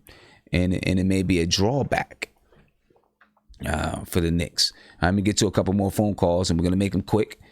Caller, you're on Live with Nothing But Knicks. What's popping? What's going on, Tim? How you doing, man? I'm good, man. I'm good. Let's if you got a comment or a question, let's get it in quick because I'm about to head up out of here. Yeah. Just one thing, Wayne, I wanted to talk about, just the defense. I'm excited about the team for, first off. I think we're going to battle, I'd say, Orlando for the 8th seed, if I had to say. Okay. I think, that'll be probably our main competition for that last spot if we want to get in there. Okay. All right. But, I just wanted to say, I don't think, obviously, Randle's going to start at the 4. We can't start Kevin Knox next to him because that defense, the 3 and the 4 guarding forwards, that's such a terrible defensive duo, Knox and Randle. That's not going to work. Yeah, so I'd start Morris next to Randle. Okay. He's sense. No, he's a good defender. Yeah, that definitely makes sense. I don't like that at all. Yeah. That makes a lot of sense, and I agree with you. I don't think that Kevin Knox is going to start this year. I don't think he should. I mean, he didn't earn it last year. He had a really bad year. I don't think, you got to earn it this year. You know what I mean? We're trying to win games, And yeah. I just like that fit a lot better, with Morris and Randle. It's definitely a lot better. Yeah. All right, man. Hey, I appreciate it. Yeah, no doubt, man. And listen, we had a show. A lot of people got to say a lot of things. Open mic, man. It was good. I appreciate it. Yeah. No problem, man. All right, later. And I do want to remind you, ladies and gentlemen, to please subscribe to the channel. Hit that like button.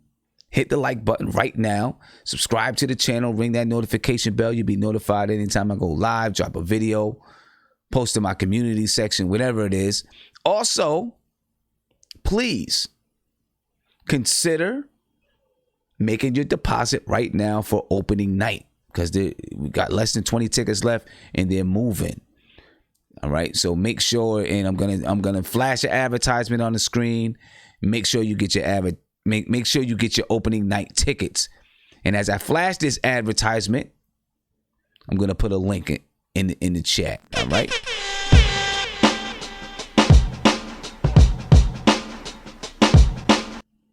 Make sure you get your opening night tickets. Subscribe to the channel right now. One more phone call, then we heading out of here, folks. Caller, you're on Live with Nothing But Knicks. It is open mic. What's good? Hey. What's going on with you, man? You got a comment, question? Yeah, so I'm Lee. I'm from Los Angeles. Is there a chance that DSJ is a trade chip down the road? Do you think by the trade deadline? Or what do you think his future is with the Knicks? I think there is a chance that he could be a trade chip. He's got super duper talent, and I'm hoping that the Knicks can tap into that talent. Fizdale and the coaching staff can really tap into that talent because he has just super talent that not many players are blessed with. But he's also on the Knicks have to decide whether or not they want to re-up his contract next season. There's a team option for Dennis Smith Jr. next season. So that could make him a trade chip because he has talent, right? There's a club option for him next season. It could make him a trade chip. Yeah. So also, I don't understand how everyone's throwing the Knicks under the bus at 27.5 on the over/under. Like, there's no way we're gonna win under 27 games. We have too much talent. We're too deep, and we're in the Eastern Conference. So I just don't know why the Knicks are so overlooked. It's just crazy to me that Washington has a higher over/under than the Knicks. That's all I have to say. It's hate. It's hate, man. That's what it is. It is hate. People like to hate on the Knicks. And they know that they're gonna get, there's Knicks fans everywhere. Like you're in LA, you're a Knicks fan. There's Knicks fans everywhere, right? So they know as soon as they say something negative about the Knicks fans are gonna react. Yep. Yeah, the Knicks. Yeah, I believe the Knicks are gonna they're gonna win at least 30 games and higher. That's where I'm at. Oh no, we're gonna finish ahead of Brooklyn, no doubt in my mind. Brooklyn is so overrated. Kyrie's gonna miss at least 15 games this year. No way we finish below Brooklyn. No way. I would love it. I'm hoping. I would love it. It would be such a beautiful thing. Such a beautiful thing if we have a better record than Brooklyn, man. Brooklyn's just so overhyped. They don't without D'Angelo, they don't have anything. Spencer Dinwiddie's nothing. I just don't see it. Okay. Personally. All right. Hey, what's your name? What's your name again? Lee. Lee? Yeah. Hey, I appreciate the call, Lee, man, and hopefully you join us. We'll be back on Monday night. Cool. Thank you. Have a good weekend. Appreciate you. Have a good weekend. Yes, sir, ladies and gentlemen. We have fans. The Knicks have fans all over the world. That's why they're number 5 in the world. They're the number 5 sports club in the world. Number 1 in the NBA as far as income and all that kind of stuff is concerned.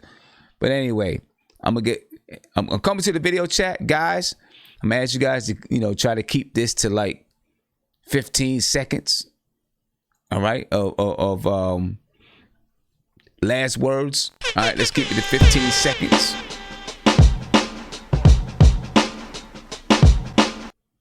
All right, and I'm coming to. Well, since we got Guermo up, we might as well go ahead and come up to Guermo. All right. Guermo. One second. Either you got yourself muted, Guermo. Oh, my bad, Sim. My bad. Oh, real quick, I'm just excited for FIBA. I want to see what Julius Randle does. Excited to see what we get from these young kids. Knox, I want to see his development still. Like what I'm seeing from him. And I'm interested to see what Frank does with the French team, man. Because if whatever he does, if it looks good, he better translate that over to the Knicks. So he's on some I don't know what you call it though. Something time, whatever, counted time, whatever it is. He's gonna be, but whatever. See you here on next show, Sim. And good show tonight, man. So salute to you, man. Yeah, appreciate it, man. Glad to be back on YouTube. Yes. Thank God, man. See you, bro. All right, appreciate it. Have a good weekend. You too. All right, Nate, coming to you. Yeah, man. I'm not the biggest fan of DSJ, but I tell you what, his shot looks improved. Better form, better rotation. It's promising. We'll see how it looks like in training camp and then, of course, in preseason. But I tell you what, man, that guy can improve his jump shot. He becomes more the Knicks fans will be more positive as far as where this team's going as far as the point guard position. Yeah. Because this guy has all the talent in the world. He's a freak athlete. I mean, I don't know if you saw that between the legs dunk. It was insane, just effortless. I mean, the guy, if he just passes better, plays better defense, and can find a jump shot, man. I mean, the guy's only 21 years old. The sky's the limit for him. So I was very encouraged to see that. Hopefully we see more of that, like I said, in training camp and preseason. But, hey, man, good to have you back on YouTube again. I couldn't do that Twitch thing, man, or whatever it's called. Twitch or the hell is that? Twitch, yeah, whatever. It's Witch with a T. Witch with a T. Yeah. Anyways, I'm glad to have you back on YouTube, man, and hopefully nobody gets you busted again. Yeah, I think, or get you accused or something, man. That sucks. Alleged allegations, man. That's what it is. It's not the truth. It's allegations. Isaiah, I'm coming to you, man. What's going on, son? 15 seconds, bro. 15 seconds. Listen, man, again, serious note, we joke a lot, but, man, I'm excited to come out there against them, definitely do this thing for the community. That really makes me excited, man. I'm so everything else, man, I'm so excited that you're back on YouTube, Sim. You deserve it. All this other stuff, all that other mess, I'm going to be you talk about all that other mess that we're not even worried about it. I'm glad you're back, brother. I'm happy for you. Appreciate you, man. Have a good weekend. Have a good I'm going to text you, Sim. All right, cool. Peace. All right. All right, City for real. Yo, what up? Yeah, 15 seconds, man. Last words. Hey, last words. I want to just say this, man. I'm looking out for my guy, the Elf of Wall Street. Let's get it. Get it in there. All right. Become the starting point guard. You know what I mean? Yeah. You look a little bit like Elfrid Payton, man. Y'all look a little bit alike. You might be his cousin or something. Might be his long lost cousin or something, man. All right, man. Have a good weekend, bro. For sure. You too. All right, no doubt. Peace. Mark. Yo, man. Give me some last words, man. Don't mention sad. KP. Don't mention KP. That's my. No, it's over. Man. That argument's over.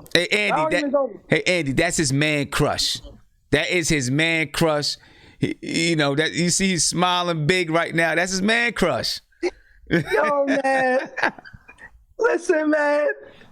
It's just like having a Ferrari for a couple of days, and it's just like it's been stripped away from you. It's just like I couldn't even get a chance to see if I could bag how many honeys I could bag in a day. It was just stripped from me, man. And now I gotta watch him. I gotta watch him in come on, man. Now I gotta watch a cornball driving a Ferrari, getting all the ladies. That's how it feels. I'm sorry. But other than that, Sim, I'm glad you're back on YouTube. It was surprising to me you're back on YouTube. I want to say this to the company. Stop hating on my boy because he's coming and terrorizing the Knicks YouTube channel and getting all the love. So, and all you other guys on the Knicks platform, I hope y'all not trolling Sim because, people could send, false reports against you and strikes. So stop the hating on my boy, man. He grew this organically. Stop hating, bro. Stop hating. No shock value here. Everything about the show is real. So stop hating. You, bro. I appreciate the love, Let the black man live on. Anytime a black man is doing something good for the community, they just want to hate on us, bro. Because we got the juice. Stop hating on this man. Best YouTube show talking sports on YouTube, bro. Because this is PG-13 sprinkled with a little rated R from time to time. But this is what a debate show should be about. Not a super control ESPN board looking show. I like this show. I love this show. I'll forever support this show and this man. Stop hating. I appreciate it. Because I'm telling you, Sam, new season coming and they hating. Well, I think we're gonna be good, man. I appreciate you. I think we're gonna be good. It's gonna keep popping over. Got a lot of things in store, man. I got, been talking, a lot of things that's about to come down the pike when we get down to the end of the summer. So yeah, it's gonna be, just talk about content and stuff like that. Hopefully we gonna see you at opening night, right? No doubt. And you know what, too, Sam? If you can't really get the stuff that I just said off your chest, listen, man, just let me know. I'll put the battery back in my back and I'll let one rip for you. Let them know, I'm here. I got you. I got you, bro. I'll let you know. I'm sick of this, man. You guys ever seen, Mark for me is you seen the Key and Peele where the dude was Obama's. Obama would say it one way, but then he would say it the wrong way. That's what Mark is for me. I say it. No, I won't say it the wrong way. My interpreter. I would say the way everybody's thinking, but everybody too damn political. Not the wrong way. Not the wrong way. The raw way. RAW. Oh yeah, the blunt way. Mark is my interpreter. That's my hood interpreter right there. You know what I'm saying? Right, bless up, Andy. Bless up, chat. Bless up, and just know, chat. Yeah, Porzingis is forever gonna be my guy. So listen, he tried to throw me. Let me get him out of here. He tried to throw Porzingis in there. See how he do me? Andy, what's up, man?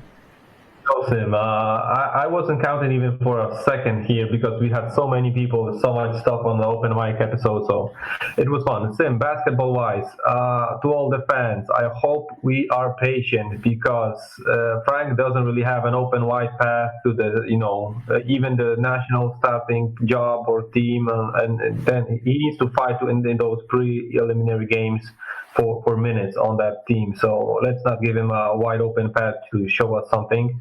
he really needs to fight us for those minutes for him to show out and stuff like that. And I hope the fans are patient also with the rest of the team, because if we get rid of Frank and we get off Frank's back, we're gonna hop on somebody else. It's gonna be probably Knox or Randle on their defense and stuff like that. So I really hope that we are just patient and watch what the organization, the GM Scott Perry and Steve Mills are gonna work with it.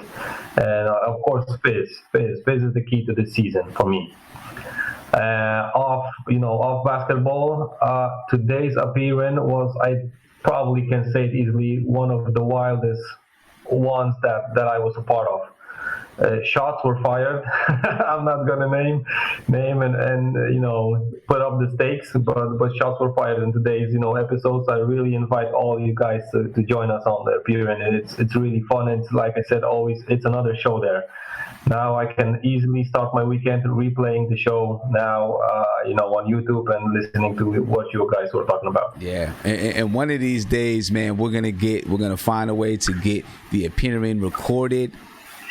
So in the background we can get all of that. We're gonna find a way to get that done, and then we can get that out to people, because I'm pretty sure that's super duper entertaining. Yeah, exactly. And as you see, it's daylight at my place. So I'm just going to wish you guys all a good start to the weekend. All right, man. I appreciate you, Andy. And I'll be talking to you soon. I'll probably, hit you up on Facebook or something like that, because I'm looking to do an exclusive show on Twitch. That's exclusive to Twitch. So cool. Yeah. We can work something out. Yeah. All right, man. I appreciate you, man. Peace out, guys. Peace. Later. All right. My Knicks family and friends, I'm heading out. I do want to say, please subscribe to the channel, ring that notification bell. You'll be notified anytime I go live, drop a video, post in my community section, whatever it is. If you're on Twitter, if you're on Facebook, if you're on Twitch, follow me, please. Make sure that you follow me there. I am going to do an exclusive show on Twitch. Not exactly sure what the concept is yet. I got a few ideas that I'm shooting around, but I'm going to do it. Also, if you would like to be, if you don't want to get into the appearing, something that, record yourself a video, send it to me. I put it on the show. If you got some good content, a short video, 30 seconds. If you got a 30-second comment, something like that, I throw it up on the screen, man. Send it to me. Be part of the show. That's what this is for. Be part of the show. Want you to be part of the show always. All right. So my Knicks family, friends, I'm out. Okay, don't forget to subscribe to the channel, hit that like button, share it out to everybody. Do not forget to get your opening night tickets. All right, get them now, because they're going out, folks. People getting them, they're going out. I'm putting the link in the chat right now where you can get them opening night tickets. All right, and I'm out of here. I will catch you guys. When I'm going to catch you guys? I'm going to catch you guys on Monday. All right? I'm going to catch you guys Monday. Have a good weekend. Have a cool weekend. Have a relaxing weekend. All right? And I'm out of here. Throw them up.